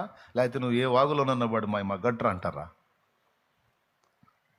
పెద్దోళ్ళు ఏమంటారు చెప్పండి? మీకు దండం పెడతా చెప్పండి, మీకు దండం పెడతా చెప్పండి. దండం పెట్టేదా? మరి చెప్పండి. మరి ఇదే అంటదా లేకపోతే ఏమంటది? ఒరే నా ఓపిక ఉన్నంత వరకు అవసరమైతే 4 ఇళ్లలో పాచి పని చేశానని నా పొట్ట నేను పోషించుకుంటారా? ఏ తల్లిలో నన్ను చేర్చుకుంటుంది అని నీకు 4 గిన్నెలు దోమానంటే అంత అన్నం పెట్టిద్దిరా బాబా, నాకొద్దు, నీ భార్య బిడ్డలు నువ్వు చల్లంగా ఉండయా చాలా అంటదా? అందా? అదేగా అమ్మ మనసు. అంతేగాని వాడేదో పెద్ద పెంచి పోషించి ప్రేమ చూపిస్తాడని అయితే ఏ తల్లి బిడ్డను ప్రేమించు. ఇప్పుడు మనం యేసయ్య కూడా అంతే చేద్దాం. యేసయ్య నేను అమ్మ కంటే మించిన ప్రేమ అన్నావు కాబట్టి, అమ్మ బిడ్డ ప్రేమను ఆశించదు. వాడు ప్రేమించినా ప్రేమించకపోయినా, పిచ్చోడైనా మంచోడైనా, కన్నందుకు ఆమె ప్రేమించినట్టు నువ్వు కూడా మమ్మల్ని కన్నావు కాబట్టి నువ్వు మర్యాదగా ప్రేమించు, ఇక మా ప్రేమను ఆశించొద్దు అని చెబుదాం అంటున్నా నేను. ఇప్పుడన్నా అర్థమైందా? మళ్ళీ ఇంకోసారి చెప్పేదా? అనేద్దాం ఆ మాట యేసయ్యతో? అందామా? అనొద్దా? మరేమందాం? ఏమందాం? ఈ ఒక్క ముక్క చెప్పేసే నేను ప్రార్థన చేస్తా. ఇక ఏమన్నాం మీరు చెప్పండి. తూచి ప్రభువా, తూచి నాయన, అసలు నువ్వు ఆట మొదలు పెట్టినప్పుడు ఏమన్నావు? మీ ప్రేమతో నాకు అవసరం లేదు, నేనే మిమ్మల్ని ప్రేమించి తిని, నీ ప్రేమ నేనేం చేసుకోను, మీరేమన్నా నాకేమన్నా బట్టలు కొని పెడతారా? నాకెందుకురా, సమస్త జనావళికి వస్త్రాలు ఇచ్చేవాడిని నేను, మీరు నాకేదన్నా కూడు పెడతారా? అరచు పిల్ల కాకులకు కూడా ఆహారం ఇచ్చేది నేను. పోనీ ఏదన్నా ధనం ఇస్తారా? సమస్త ఆ ధనానికి ఆధారం నేను, సర్వ జీవులకు సమస్తం ఇచ్చేవాడిని. మరి నాకేదో కొదువై ఉన్నట్టు మీ చేత నేను ప్రేమించబడగోరుతానా, మీ చేత పోషింపబడగోరతానా? ఏ అవసరం తీరుస్తారో చెప్పండి రా అంటాడు. బిడ్డలారా, ఏ అవసరం తీరుస్తారు నాన్న మీరు నాకు అని అడుగుతాడు. చెప్పండి. నీకు అప్పుడప్పుడు బట్టలు ఇప్పించేది నేనేగా ప్రభు అని చెబుతావా నువ్వు? చెప్పండి, మీరు ఏ అవసరం తీరుస్తారు యేసయ్యకి? అసలు నీ దగ్గర అవసరాలకు అడుక్కునే కర్మ ఆయనకి ఏముంది? ఇంకా రోజు పొద్దున్న లేతే సాయంత్రం దాకా అడుక్కునే కర్మ మంది. నాకు అది ఇయ్యి, నాకు ఇది ఇయ్యి, నాకు అవి లేవు, నాకు ఈ లేవు, నాకు అప్పులు ఉన్నాయి, డబ్బులు ఇవ్వు, నాకు అది సహాయం చేయి, ఉద్యోగం వచ్చేటట్టు చేయి, వ్యాపారం డెవలప్ అయ్యేటట్టు చేయి, పని దొరికేటట్టు చేయి, కాంట్రాక్ట్ దొరికేటట్టు చేయి, అది చెయ్యి, ఇది చేయి, కేసు కొట్టేయి, అప్పులు తీర్చు, రోగం తగ్గించని పొద్దున్న లీగిసిన కాడి నుంచి అడుక్కునేవారం మందే. తప్పు లేదు, మరి ఎవరిని అడుక్కుంటాం? దేవుణ్ణి అడుక్కుంటాం. దేవుడు తనకేదైనా కొదువై ఉన్నట్టు మన హస్తముల చేత ఆదరింపబడతాడా, పోషింపబడతాడా? ఒక్కసారి చెప్పు. మరి దీన్ని బట్టి మన ప్రేమ అవసరం ఆయనకి? చెప్పండి, మన ప్రేమ అవసరమా? ఆయన ప్రేమ మనకి ఎంత అవసరమో. బాగుంది.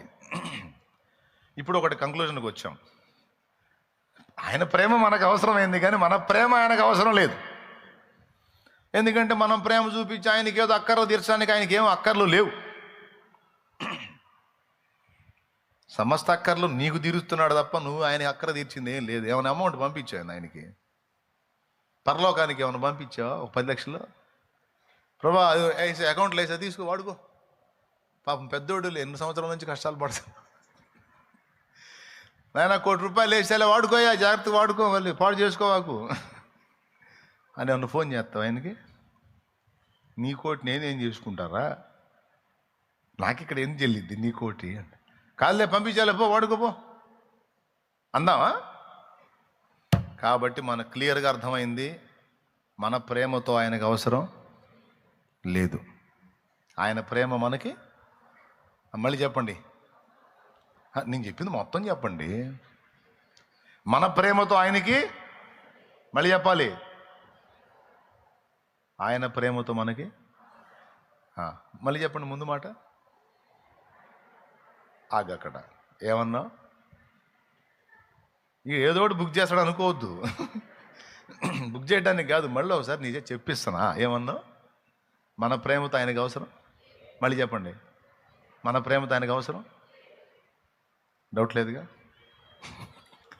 ఇప్పుడు ఎంత అనుమానంగా పలుకుతున్నారా ఆ మాట. దేవునికి స్తోత్రం. నిజమే, నిజమే మీరు చెప్పింది. మన ప్రేమతో ఆయనకు అవసరం లేదు, నిమిత్తం కూడా లేదు. మరి ఎవరికి అవసరము మనము ఆయనను ప్రేమించుట అనేది?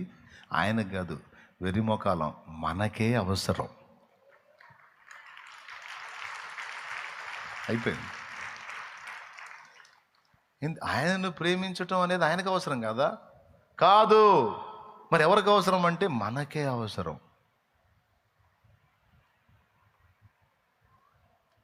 ఆయన మనల్ని ప్రేమించటం మనకు అవసరం, పాయింట్ నెంబర్ 1. మనము ఆయనను ప్రేమించడం కూడా మనకే అవసరం. ఇది ట్విస్ట్. ఇది అర్థమైతే మీకు ఈరోజు నేను చెప్పిన అంశానికి న్యాయం జరిగినట్టే. ఇప్పుడు నేను చెప్పిన 2 ముక్కలు మళ్ళీ మీరు నాకు చెబుతారనమాట. చెప్పండి.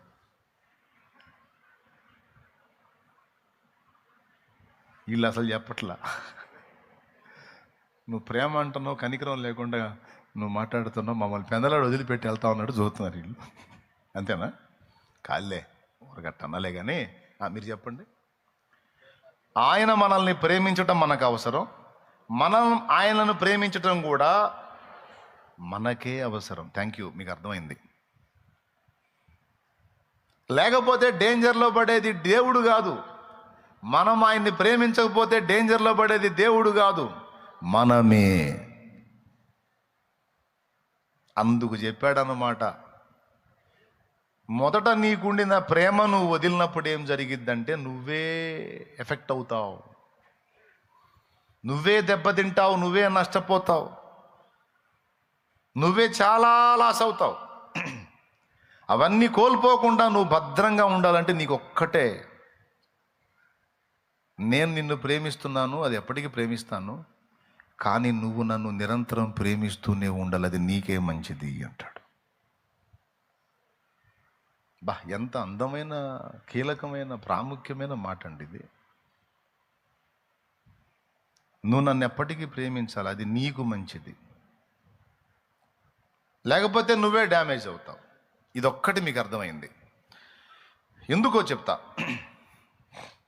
మీలో పాపం మానేయాలి. తప్పుడు అలవాట్లు, తప్పుడు వ్యసనాలు, తప్పుడు క్రియలు, తప్పుడు ప్రవర్తన మానేసి పరిశుద్ధంగా, పవిత్రంగా, నీతిగా, భక్తిగా, యథార్థంగా జీవించాలని ఎంతమందికి ఆశ ఉంది? అందరికీ ఆశ ఉంది. కొంతమంది చేతులు ఎత్తలా. అదే బుక్ చేయడానికి కాదు, నిజంగా అడిగాను. రైట్. ఇంకొక నిజం కూడా నాకు చెప్పండి. ఇలా అనుకుంటున్నాం కానీ కొన్నిసార్లు కొన్ని పొరపాట్లు జరుగుతున్నాయి అన్న. యథార్థం ఒప్పుకుంటున్నాను. కొన్నిసార్లు కొన్ని తప్పులు, కొన్ని లోపాలు జరుగుతున్నాయి, కొన్ని పొరపాట్లు జరుగుతున్నాయి అన్న. బాధగా ఉంది. అసలు నా వల్ల ఏ పొరపాటు జరగొద్దు అనేది నా ఆశ, ఏ పాపంలోకి వెళ్ళొద్దు అనేది నా ఆశ. కానీ కొన్ని నా వల్ల పొరపాట్లు జరుగుతున్నాయి అన్నోళ్ళు, యథార్థవంతులు చేతులు ఎత్తండి. కదిలించినట్లా ఒప్పుకున్నారు. ఇంతకు ఏం పాపాలు చేస్తున్నారు ఏంది?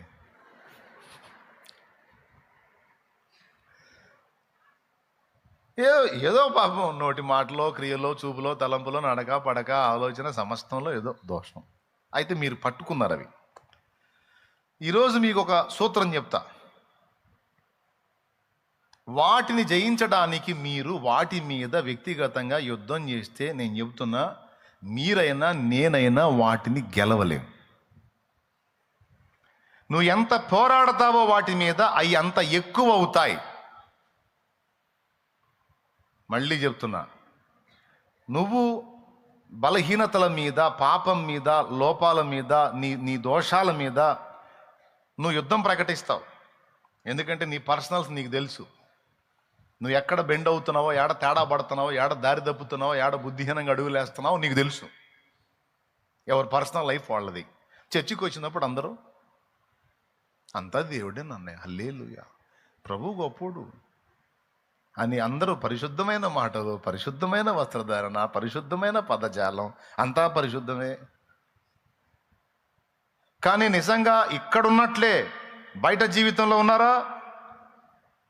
లేదు. పర్సనల్ లైఫ్లో ఏవో లోపాలు, పొరపాట్లు, దోషాలు ఉన్నాయి. అవి మీకు కనబడుతున్నాయి. అవి కనబడ్డప్పుడు మనశ్శాంతి కోల్పోతున్నావు. ప్రార్థన చేద్దామంటే కూడా ధైర్యం చాలదు. ఇన్ని దరిద్రపు ఆలోచనలు కలిగి ఉన్న నేను మోకాళ్ళేసి హల్లెలూయా స్తోత్రం అంటే ఆపరాని షో అంటాడేమో. ఇన్ని దోషాలు కలిగి నేను హల్లెలూయా స్తోత్రం అని మోకాళ్ళు, నోరుమై నీ వేషమంతా నాకు తెలుసు, వేషధారి అంటాడేమో. మనకే మోహం చల్లదు. మన సాక్షి ఒకటి ఉంటుందిగా, ఉండదా? ఏమి లేదు. ఇంటికాడ భార్యను కొట్టొచ్చి చంపకబెట్టి లాగా ఒకటిచ్చి మందిరంలోకి వచ్చి నువ్వు ఆరాధన చేయి ప్రశాంతంగా, నేను చూస్తా. అందరు లేచి నిలబడదాం, ఆరాధిద్దాం అన్నప్పుడు అందరితో పాటు నువ్వు కూడా లెగుస్తావు. లేచి అందరూ కలిసి ఆరాధన చేస్తుంటే నువ్వు కొట్టిన చెంపదెబ్బే కనపడుతుంటుంది. చేతులు ఎత్తుతావు, ఆ చేతులకి వెళ్ళి చూసుకుంటావు. ఈ చేతులు దోషంతో నిండిన చేతులు. ఇంటికాడ ఆమెను కొట్టి ఏడిపించి ఇడికొచ్చి జీవనదిని నా హృదయములో ప్రవహింపజేస్తా కానీ ఇంటికాడ ఏం చేశా ఆ సంగతి చెప్పయ్యా అంటాడు ఆయన. అందరితో కలిసి ప్రశాంతంగా ఆరాధిస్తావును, మనస్సాక్షి గుచ్చుతూ ఉంటుంది. తప్పు చేసి బాధ పెట్టి ఆమెను తిట్టి కొట్టి మళ్ళా వచ్చి ఏమి ఎరగనట్టు ఆరాధిస్తానా? సిగ్గులేదు? జనాల్లో భక్తుడిలాగా ముసుకేస్తానా?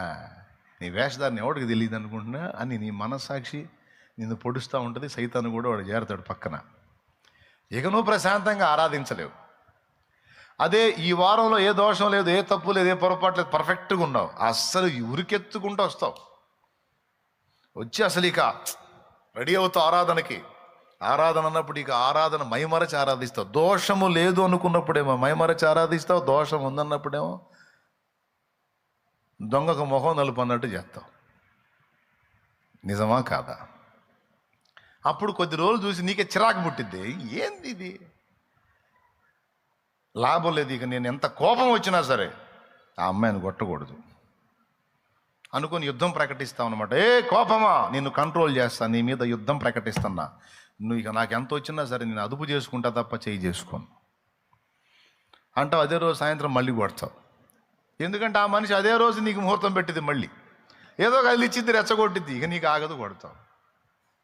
అలాగే ఒకవేళ భార్యలు ఎవరన్నా భర్తను కొట్టేవాళ్ళు కూడా అలానే తీర్మానం చేస్తారు, ఇక నుంచి నేను ఆయన కొట్టకూడదు అని. దేవునికి స్తోత్రం, హల్లెలూయా. ఇక నుంచి నేను ఆయన జుట్టు పీకకూడదు, ఆయన చొక్కాలు చిన్న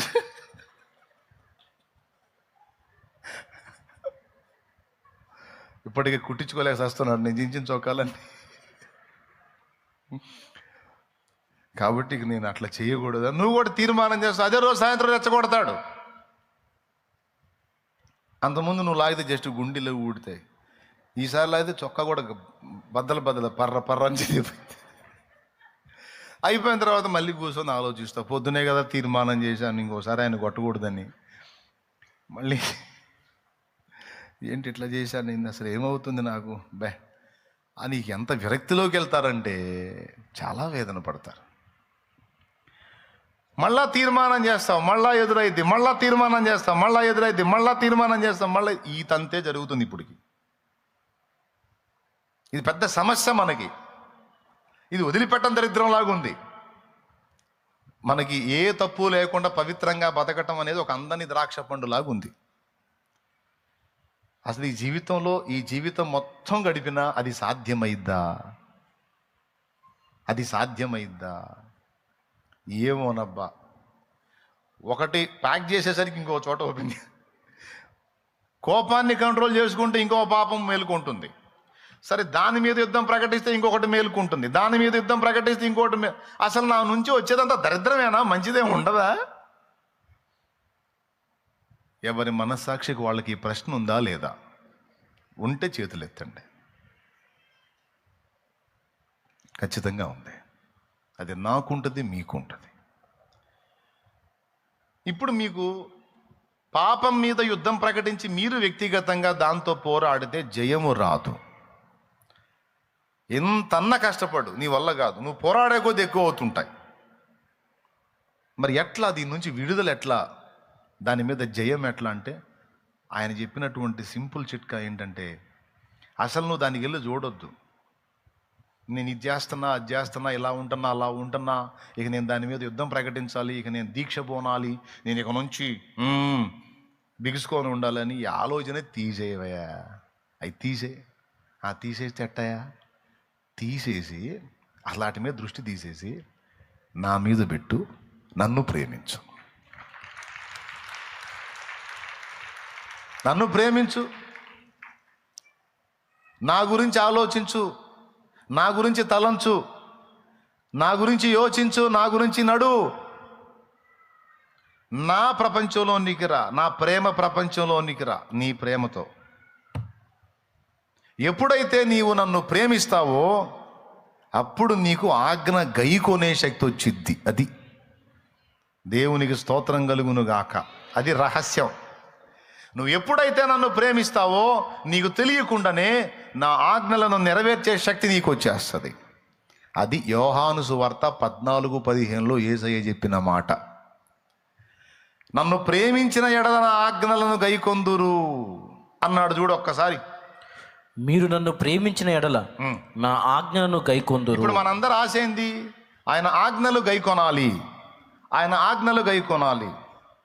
యేసయ్య నిన్ను వెన్నంటగానే ఆజ్ఞల మార్గము కనిపించెనే.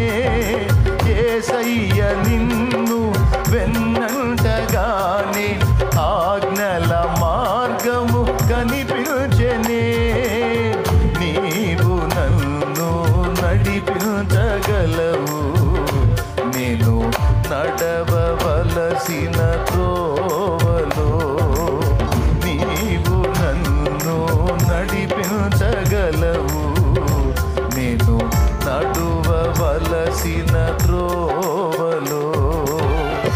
సుగుణాల సంపన్నుడా, స్తుతిగానాల వారసుడా, జీవింతును నిత్యము నీ నీడలో, ఆస్వాదింతును నీ మాటల మకరందము. జీవింతును నిత్యము నీ నీడలో, ఆస్వాదింతును శీతల మకరందము. దేవునికి మహిమ. నన్ను ఎప్పుడైతే ప్రేమిస్తారో అప్పుడు మీకు నా ఆజ్ఞలను నెరవేర్చే శక్తి వచ్చింది. అసలు మీకు తెలియకుండానే నెరవేరుస్తారు నా ఆజ్ఞలన్నీ. మీరు నన్ను ప్రేమించటం అలవాటు చేసుకొని నా ప్రపంచంలో మీరు ఉండగలిగితే అసలు మీకు తెలియకుండానే నా ఆజ్ఞలన్నీ మీరు నెరవేరుస్తారు. నేను వద్దన్నా మీకు తెలియకుండానే మానేస్తారు. నేను చేయమన్నా మీకు తెలియకుండా చేసేస్తారు. ఎందుకంటే మీరు నన్ను ప్రేమించినప్పుడు నా ఆజ్ఞలు ఏవైతే ఉన్నాయో వాటిని నెరవేర్చే శక్తి మీకు ఉత్పత్తి అయితే. ఏమన్నా అర్థమైందా మీకు? నువ్వు వాటి మీద యుద్ధం ప్రకటించొద్దు. నువ్వు యేసయ్యతో ప్రేమలో ముందుకు కొనసాగు. దీన్ని సాధన చేయి. యేసయ్యని ప్రేమించడం అనే దాన్ని సాధన చేయి. దీనికోసం నువ్వు వెంపర్లాడు, దీనికోసం ప్రాకులాడు, దీనికోసం కష్టపడు. ఈ ప్రేమ కలిగి ఉండటానికి నువ్వు ప్రయాసపడు. ఆ తర్వాత చూడు, ఆటోమేటిక్గా ఆయన్ని ఎప్పుడైతే మనం తీవ్రంగా ప్రేమించడం మొదలు పెడతామో, రెండు సంగతులు చెప్పి ముగిస్తానన్నా. అందులో మొదటి సంగతి పూర్తవుతుంది, వినండి.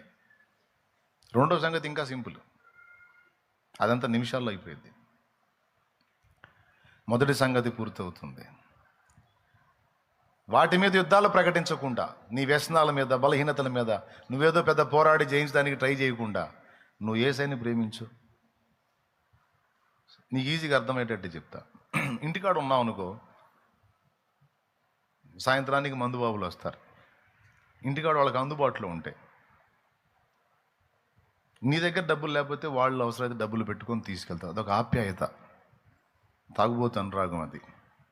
వాళ్ళు ఎందుకంటే వాళ్ళ దగ్గర డబ్బులు ఉన్నాయి అనుకో, నలుగురికి ముందే పోపిస్తారు. వాళ్ళు సెక్యూరిటీగా ముందే వాళ్ళు నలుగురికి తీసుకెళ్ళి పోపిస్తారు. ఎందుకంటే వీడికి లేనప్పుడు ఆ నలుగురు ఎవరిని పట్టుకున్న పని అవుతుంది.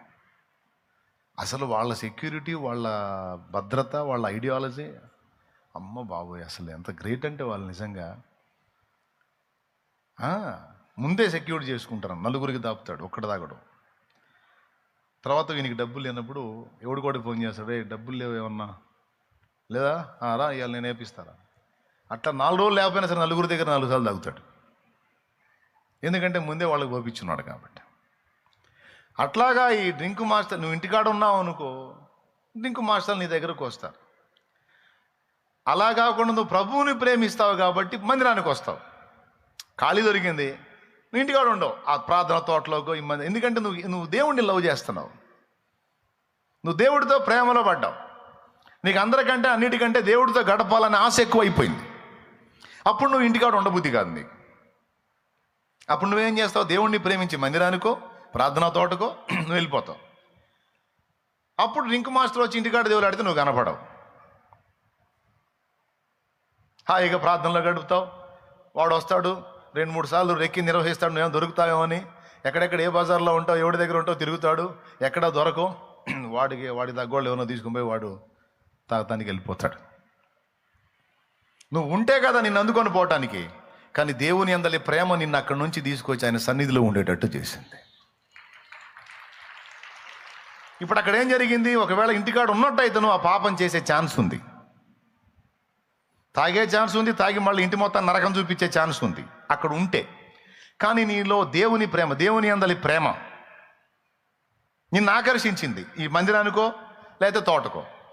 అప్పుడు నువ్వేం చేసావు? ఎక్కడో ఉన్నావు, ఆ టైం అక్కడ గడిపేశావు, వాడికి చిక్కలావు నువ్వు. ఆ రోజు ఏం జరిగిందో తెలుసా? 2 పాపాలు తప్పిపోయినాయి. ఒకటి తాగుడు పాపం, 2 తన్నుడు పాపం. తాగుడు పాపం, తన్నుడు పాపం 2 పోయినాయి. దేన్ని బట్టి పోయినాయి? దేవుని మీద నీకున్న ప్రేమను బట్టి పోయినాయి. ఆ ప్రేమ నిన్నేం చేసింది? సన్నిధికి ఆకర్షించింది. చాలామంది సహోదరులను చూస్తూ ఉంటాను, పని ఉంటే పని చూసుకుంటారు, ఖాళీ ఉంటూ వచ్చి మందిరంలో గడుపుతూ ఉంటారు, లేదా ఆ తోటలోనే కనపడతారు ప్రార్థనలో. చేసినంతసేపు ప్రార్థన చేసుకుంటారు, కూర్చొని అక్కడే దేవునితో మాట్లాడుకుంటూ ఉంటారు. ఇప్పుడు చూడండి, దేవుణ్ణి ప్రేమించడం ఎవరికి భద్రత? మనం దేవునికి ప్రేమించడం దేవుడికి లాభమా మనకు లాభమా? పెద్దగా చెప్పాలి. అట్లా ప్రతి సన్నివేశంలో నువ్వు ఆ విధంగా స్టెప్ తీసుకోవడానికి ప్రయత్నం చేయి, సాధన చేయి. అది నీకు ప్రతిసారి ఎంత ప్లస్ అయిద్దో చూడు. నువ్వు ఖాళీగా ఉండకుండా దేవుని పనిలోనో లేకపోతే కుటుంబ బాధ్యతలను నెరవేర్చడంలోనో నువ్వు ఉండు, అందులో బిజీ అయిపో. ఖాళీగా ఉంటే పాపం చేయొద్దు, కానీ పాపం చేయటానికి ఖాళీ లేదు అన్నట్టు బిజీ అయిపో, ఇంకా ఛాన్సే లేదు. మరి ఎవరు పాపంలో పడే ఛాన్స్ ఉంది? ఖాళీ ఎవరైతే ఉన్నారో, లోకానికి అందుబాటులో ఎవరైతే ఉన్నారో ఖచ్చితంగా వాళ్ళకి పిచ్చి ఆలోచనలు వస్తాయి, పిచ్చి కోరికలు పుడతాయి, వాటిని నెరవేర్చుకోవడానికి ఆలోచనలు కలుగుతాయి. దానికోసం వాళ్ళు చెడిపోయే అవకాశం ఉంది, తప్పటడుగులు వేసే అవకాశం ఉంది. ఇదంతా ఎక్కడ? వాడికి చోటు ఇవ్వటం వల్ల, గ్యాప్ ఇవ్వటం వల్ల, ఖాళీ ఇవ్వటం వల్ల, వాడికి అందుబాటులో ఉండటం వల్ల వాడు ఇవన్నీ తీసుకొచ్చి నేను దెబ్బతీస్తున్నాడు. అసలు ఈ ఛాన్స్ లేకుండా ఒక మహానుభావుడిని రిపోర్టర్స్ ఉంటారు కదా, ఇంటర్వ్యూ చేశారంట. మహాత్మా గారు, మీరు చాలా గొప్ప వ్యక్తి, మీరు మరి మీ చుట్టూ ఎప్పుడు స్త్రీలనే కలిగి ఉంటారు, మీరు ఒక్కసారి కూడా పాపం చేయలేదా అని అడిగారంట. అప్పుడు మహాత్మా గారు చెప్పారు, చేద్దును బాబు, నేనేం దేవుడిని అయ్యింది, చేద్దును నేను కూడా, కానీ అంత టైం లేదు నాయన అన్నాడంట. ఏమన్నాడు? అసలు ఈ విషయాల గురించి ఆలోచించేంత టైం నాకు లేదయ్యా.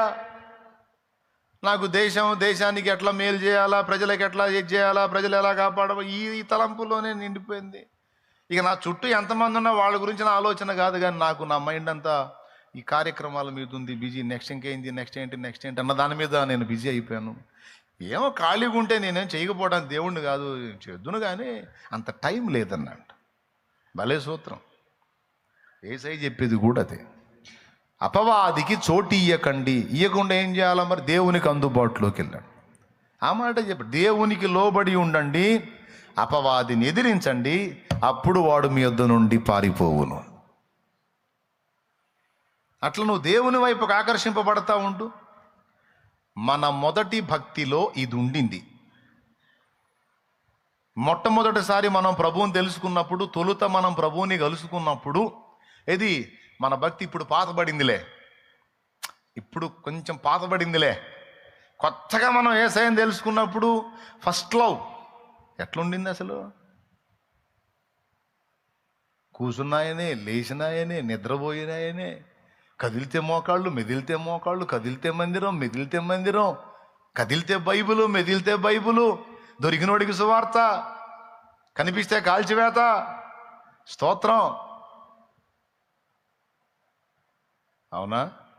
ఫస్ట్ మనం క్రొత్తగా ప్రభువుని తెలుసుకున్నప్పుడు మన భక్తి యొక్క తీవ్రత అలా ఉంది. ఎందుకంటే తొలి ప్రేమ అది. ఆ ప్రేమలో ఎప్పుడు దేవునికి అందుబాటులో ఉన్నందున ఆ ప్రారంభ భక్తి జీవితంలో పాపము లేదు నీలో. పాపం లేదంటే పాపం చేయడానికి టైం ఇలా నువ్వు. ఎప్పుడైతే ఇప్పుడు ఇక నువ్వు ఏదో సేవ అని, పరిచర్య అని, అదని ఇదని నువ్వేదో భారాలు బాధ్యతల్లోకి వచ్చి ఆ ప్రార్థన చేసుకుందాంలే, వాక్యం చదువుకుందాంలే, కాస్త కూస్తో చేస్తున్నాం కదా, ఏదో కాస్త చేస్తున్నాం కదా, మనకు తెలియని ప్రార్థన, మనకు తెలియని వాక్యమా, బైబిల్ ఇప్పటికే 6 సార్లు చదివాంగా, ఇంకేదైనా అదే కదా, మనకు వాక్యాలు తెలిసి అడిగినా మనం వాక్యం చెబుతాం, ప్రాబ్లం ఏం లేదు. స్టార్టింగ్లో తెలియదుగా, అందుకని పిచ్చి పట్టినట్టు చదివావు. ఇప్పుడు 5-6 సార్లు చదివావుగా, పాతబడింది. ఎప్పుడైతే మనం దేవుని యందలి మొదటి ప్రేమను వదిలేశామో, ఇక మన క్రియలన్నీ నామకార్థపు క్రియలైపోయినాయి.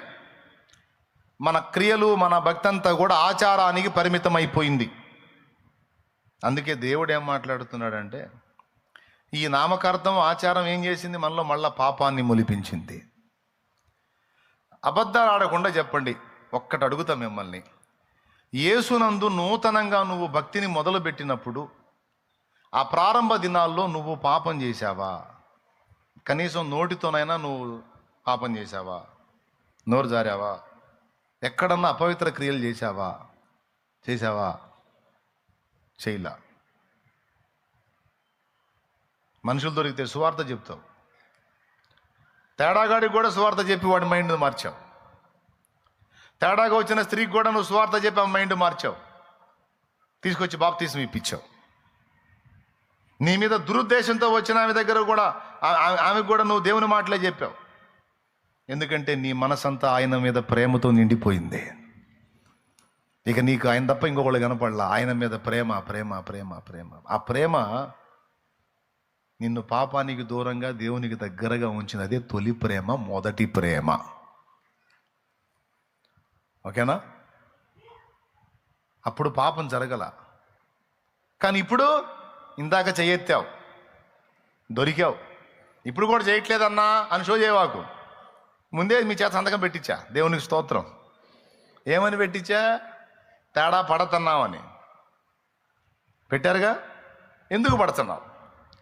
స్టార్టింగ్లో ఎందుకు పడలా, ఇప్పుడు ఎందుకు పడుతున్నావు? అంటే స్టార్టింగ్లో నీకు ఉండింది ఇప్పుడు లేదు, అందుకు చెప్పాడు అన్నమాట. మొదట నీవు నన్ను ప్రేమించినట్లు మళ్ళా ప్రేమించు, అప్పుడు ఈ క్రియలన్నీ ఆచారంగా కాక ఆత్మానుసారం అవుతాయి. ఇక పాపం కూడా నీలో జరగదు. అయిపోయింది. నా ఆజ్ఞలు గైకొనాలి, నా చిత్తం నెరవేర్చాలన్న ఆశ నీకుందని నాకు తెలుసు బిడ్డ. పాపం నీ గుండెల్లో ఆ వేదన ఉంది. నా తండ్రి చిత్తం నెరవేర్చాలి, యేసయ్యకి నమ్మకంగా బతకాలి, యేసయ్యకి ఇష్టంగా బతకాలి, యేసయ్య చెప్పినవన్నీ నెరవేర్చాలి, నన్ను బట్టి యేసయ్య సంతోషపడే జీవితం నేను జీవించాలన్న ఆశ నీకుందని నాకు తెలుసు కుమారుడా, నాకు తెలుసు కుమార్తె. కానీ అవి నీలో జరగాలంటే నీకు శక్తి చాలదమ్మా.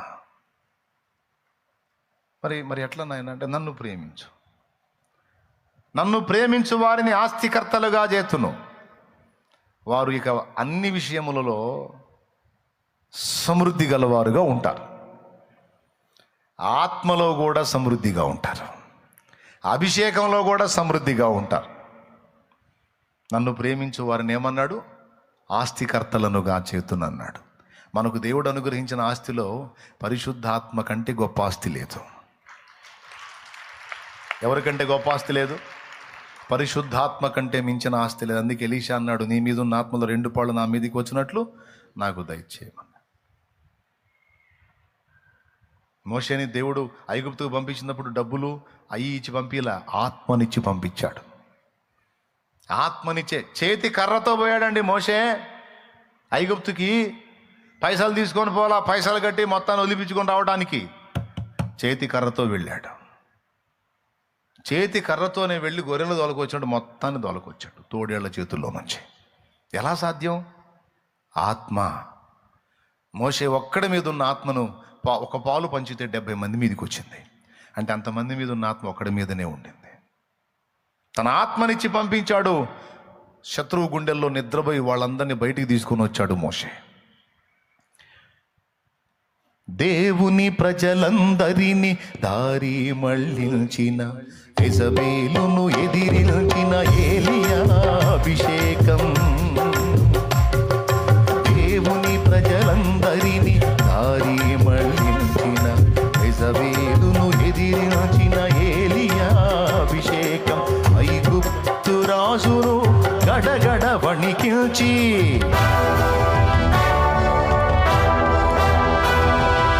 ఐగుప్తు రాజును గడగడ వణికించి, తన వారిని విడిపించిన మోషే అభిషేకం. తన వారిని విడిపించిన మోషే అభిషేకం. హల్లెలూయా హల్లెలూయా హల్లెలూయా హల్లెలూయా హల్లెలూయా హల్లెలూయా ఆరాధన. హల్లెలూయా హల్లెలూయా ఆరాధన. కురిపించుము దేవా నీ ఆత్మవర్షము, ఫలింతును నీకై నా జీవితాంతము. కురిపించుము దేవా నీ ఆత్మవర్షము, ఫలింతును నీకై నా జీవితాంతము. బిడ్డలారా, ఏమర్థమైంది మీకు? దేవుణ్ణి ప్రేమించడం ఎవరి క్షేమం? అందరు చెప్పండి. ప్రేమించకపోతే ఎవరికి నష్టం? అందుకే పౌలు అన్నాడు కొరింథీ పత్రిక ముగింపులో, ఎవడైనా నువ్వు ప్రభువుని ప్రేమింపకుంటే వాడు శాపగ్రస్తుడైపోతాడు.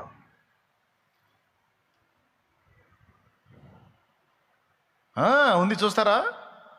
చూడండి, కొరింథీలు రాసినటువంటి పత్రిక 16వ అధ్యాయం 22వ వచనం. మొదటి పత్రిక 16:22 వచనం. ఒక్కసారి చూడండి. ఎవడైనను ప్రభువుని ప్రేమింపకుంటే వాడు శపింపబడును గాక. ప్రభు వచ్చుచున్నాడు. అక్కడే మరణాత అని ఉంటుంది. బిడ్డలారా, ఏమర్థమైంది మీకు? ఆజ్ఞ గైకొనాలని ఆశ నీకుంది, కానీ గైకొనే శక్తి నీకు లేదు. ఆ శక్తి ఆయన్ని ప్రేమించడం ద్వారా వచ్చింది. ప్రేమించినప్పుడు ఏం చేస్తాడో తెలుసా? ఆయన్ని ప్రేమించే వాళ్ళకి ఆత్మను సమృద్ధిగా ఇస్తాడు. నువ్వు ఎందుకు గెలవలేకపోతున్నావు తెలుసా? కొంచెముగా ఆత్మను కలిగి ఉన్నావు. అర్థమైందా? ఎందుకంటే కొంచెము ప్రేమించినందున కొంచెం ఆత్మను పొందావు. నువ్వు ప్రభువుని మిక్కటంగా ప్రేమించు. నువ్వు ఎంత ఆయన ప్రేమిస్తే అంత ఆత్మశక్తి నీకు విడుదలైద్ది. ఎంత ఆత్మశక్తి నీకు విడుదలైందో అంతగా ఆయన ఆజ్ఞలన్నిటిని నువ్వు నెరవేర్చగలుగుతావు. ఆయన చిత్తం నెరవేర్చగలుగుతావు. అది దీనికి మనకు ఫస్ట్ మాదిరి యేసయ్యే. తండ్రిని ఎంత ప్రేమించాడంటే, ఉంటే తండ్రితోనన్నా లేకపోతే ప్రజలతోనన్నా, రెండే రెండు ప్లేసులు యేసయ్య ప్లేసులు. ఉంటే తండ్రితోనన్నా లేకపోతే బిడ్డలతోనన్నా. ఇంకెక్కడన్నా ఉన్నాడా? దినమంతా పని చేయుచు నాథుడు యేసు జనుల బాధలు మోయుచు, ఇనుడు మరుగవు వేళ జనకుని కడకేగి మనసారా విశ్రాంతి అనుభవించడి చోటు. యేసయ్యకి ఇష్టమైంది ఏంటి? యేసయ్య ప్రేమించేది ఏంటంటే తండ్రి సన్నిధినే.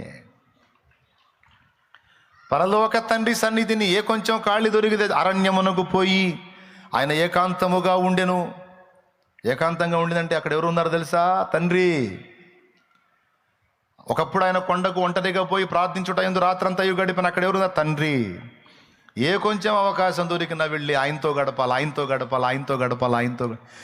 దేవ సంస్తుతి ఎనీ టైం. ఉంటే ఊళ్ళోకి వచ్చి సేవలోనన్నా ఉంటాడు యేసయ్య, లేకపోతే అరణ్యములో ఆ పనిలోనన్నా తండ్రితోనన్నా ఉంటాడు. అరణ్యములో తండ్రితోనన్నా అయితే ఆ పని, లేకపోతే ఈ పని. మనలాగా ఏ పని లేకుండా ఖాళీగా సైతానికి అందుబాటులో ఉండి, హలో సైతాను ఏడున్నావు, ఈ మధ్య రావట్లేదు ఇందిరా, రా అనుకుంటా కూర్చోడు. ఏమర్థమైంది? చివరికి అన్నాహారాలు కూడా బట్టలు యేసయ్యకి. బోధ కూడా, నీవు భోంచేయటానికి ఆహారం తీసుకొని వచ్చేమా అంటే, నన్ను పంపిన వాని చిత్తము నెరవేర్చుట నాకు ఆహారము పానమై ఉన్నది, మీరు పోయి తిండండి అన్నాడు. తిండి బట్టల, నిద్ర బట్టల. ఉంటే ప్రజలతో దేవుని సేవలో, లేకపోతే దేవునితో, పరలోక తండ్రితో. ఈ ఒక్క సూత్రం చూడండి. మరి సైతాన్ని గెలిచాడా? యేసయ్య గెలిచాడా? ఆ శక్తి ఎలా వచ్చింది యేసయ్యకి? ఆ బలం ఎలా వచ్చింది? ఆత్మబలం అరణ్యపు అనుభవంలో వచ్చింది. ఎందులో వచ్చింది? ఇప్పుడు చెప్పండి. ఆజ్ఞలు గైకొనాలి, ఆయన చిత్తం నెరవేర్చాలి, దానికి శక్తి కావాలి. ఎలా వచ్చింది అది? నన్ను ప్రేమించే వాళ్ళకి అది సరఫరా అన్నాడు. నన్ను ఎంత స్థాయిలో ప్రేమిస్తావో అంత పవర్ నీకు విడుదలైద్దన్నాడు. నువ్వు కొంచెంగా ప్రేమించావు అనుకో, కొంచెం ఆత్మనే పొందుతావు. అట్లా కూడా ఉందా? కొంచెం ఆత్మను పొందటం, పరిపూర్ణంగా పొందటం ఉందంటే ఉంది. చూడు, మలాకీ గ్రంథం 2:15 అయిపోయింది, ఇక ముగింపు. మలాకీ గ్రంథం 2:15. కొంచెముగా నేను దైవాత్మ నొందిన వారిలో ఎవరును ఇలాగున చేయలేదు. అదేంది? కొంచెంగా దైవాత్మను పొందటం ఉందా?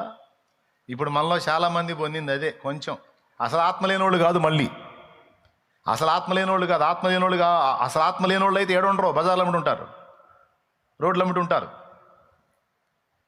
అర్థమైందా? కానీ అసలు ఆత్మ లేనోళ్ళు కాదు, కొంచెముగా ఆత్మ ఉంది కనుకనే మందిరంలో వచ్చి కూర్చున్నారు. అసలు ఆత్మ లేనోడు దేవుని మందిరాన్ని రావడానికి ఇష్టపడాడు. రోడ్ల వెంట తన ఇష్టానుసారంగా జీవించడానికి ఇష్టపడతాడు, తిరగడానికి ఇష్టపడతాడు. కొంచెముగా నిన్న దైవాత్మ కలిగి ఉన్నారు కనుకనే దేవుని సమయాన్ని, సన్నిధిని గౌరవించి వచ్చి కూర్చున్నారు. ఇంతవరకు బాగుంది. నేను అంటున్నాను ఏంటంటే, ఆ కొంచెముగా ఉన్న ఆత్మ పరిపూర్ణ ఆత్మగా మారాలి.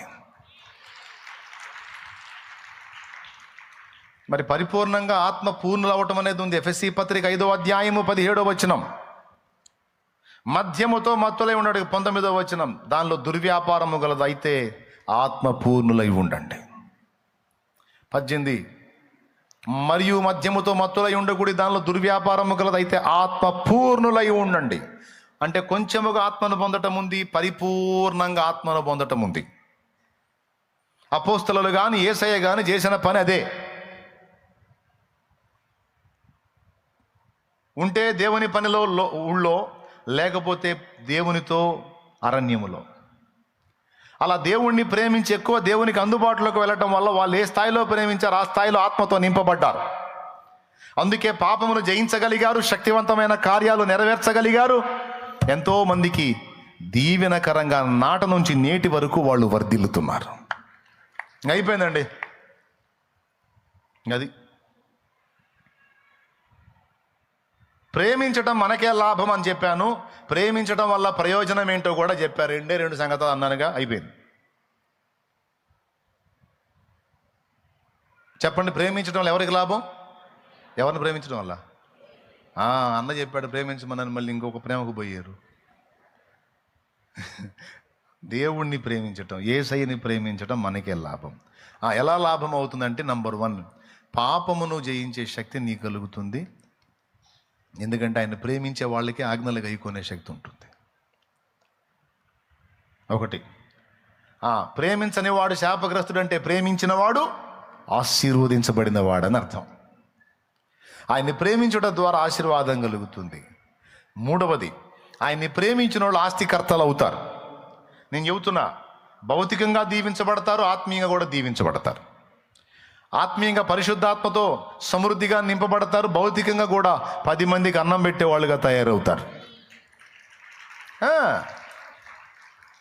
దేవుని ఆత్మ, పరిశుద్ధ దేవుని ఆత్మ కలిగిన యోసేపు లక్షల మందికి అన్నం పెట్టేవాడు అయ్యాడు. యోసేపు ఎక్కడుంటే అక్కడ సమృద్ధి. యోసేపు ఎక్కడుంటే అక్కడ సమృద్ధి. ఇక దరిద్రత ఉండదు. పోతీఫెరా ఇంట్లో అడుగు పెట్టాడు, సమృద్ధి స్టార్ట్ అయింది. ఫరో ఇంట్లో అడుగు పెట్టాడు, సమృద్ధి. ఐగుప్తు మొత్తానికి అన్నం పెట్టింది యోసేపే 7 ఏళ్ల కరువు కాలంలో.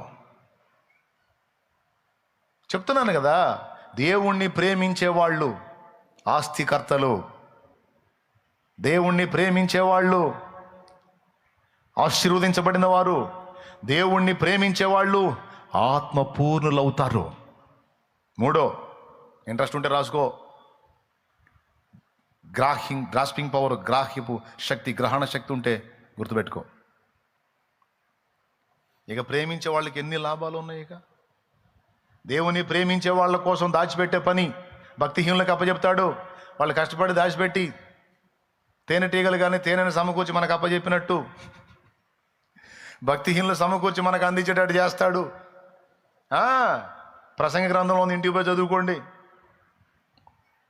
దేవుని ప్రేమించే వారికి ఇంకేం జరిగిద్దంటే, మేలు కోసమే అన్ని సమకూడి జరుగుతాయి. ఏదన్నా రాని వాళ్ళకి అది ప్లస్గా మారిద్ది.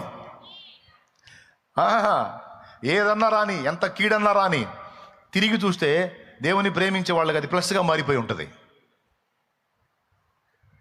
కీడు తెచ్చిన వాడికి మైండ్ పోయిద్ది. అరే, ఇంత పెద్ద కీడు వీడికి తెచ్చాను, ఈ దెబ్బతో వీడు నాశనం అనుకున్నాను, ఇది డబల్ అయిపోయింది కదరా వాడికి, ఇప్పుడు డబల్ మేల్ అయిపోయింది కదా. ఏ క్యా హే, వైసే హోతా హే. దేవుని ప్రేమించు వారికి ఏదన్నారా అనేది వాడికి ప్లస్గానే మారిద్ది, కానీ మైనస్ కాదు. ఎందుకంటే వాడు దేవుణ్ణి ప్రేమిస్తున్నాడు, దేవునితో లింక్ అయి ఉన్నాడు. ఇంతేనా? ఇన్నున్నాయి ఆయన్ని ప్రేమించే వాళ్ళకి. అతడు నన్ను ప్రేమించుచున్నాడు గనక నేను అతన్ని తప్పించేదను, అతడు నా నామం నెరిగిన వాడు కనుక నేను వాడిని గొప్ప చేసేదను. 91వ కీర్తనలో చెప్పేశాడు, దేవుని ప్రేమించే వాళ్ళని తప్పిస్తాడట. ఇక ప్రేమించే వాళ్ళకి ఇచ్చిన వాగ్దానాలన్నీ నీయే. మరి ఇన్ని పోగొట్టుకుంటావు కదా ప్రేమించకపోతే. చూడు, ఇవన్నీ ఉన్నాయని ప్రేమించావు, మళ్ళీ ఈయన ప్రేమిస్తే ఇంత లాభాలా, అట్టయితే ప్రేమించాల్సిందే అని మళ్ళీ ఆ బెనిఫిట్ బేసిక్ మీద కాదు, యథార్థంగా ఆయన నీవు పాపివైనా నిన్ను ప్రేమించాడు కనుక నువ్వు ఆయన్ని ఉన్నదన్నట్టు ప్రేమించు. మొరలాలించెడి నిన్ను ప్రేమించేదా. యేసయ్యా, నా మొర విన్నందుకు నిన్ను ప్రేమిస్తా. మొర వినకున్నను నిన్ను ప్రేమించేదా. నా మొర విననందుకు నిన్ను ప్రేమిస్తా. ఏమో నా మొర విని నా మొర నెరవేరిస్తే ఏం దెబ్బ తగిలిద్దో నాకు. కాబట్టి నా మొర విన్నందుకు నీకు స్తోత్రం, విననందుకు కూడా స్తోత్రం, విననందుకు కూడా స్తోత్రం. విన్నా ప్రేమిస్తా, వినకపోయినా పడదామా. మొరలాలించెడి నిన్ను ప్రేమించేదా. మొర వినకున్నను నిన్ను ప్రేమించేదా. మొరలాలించెడి నిన్ను ప్రేమించేదా. మొర వినకున్నను నిన్ను ప్రేమించేదా.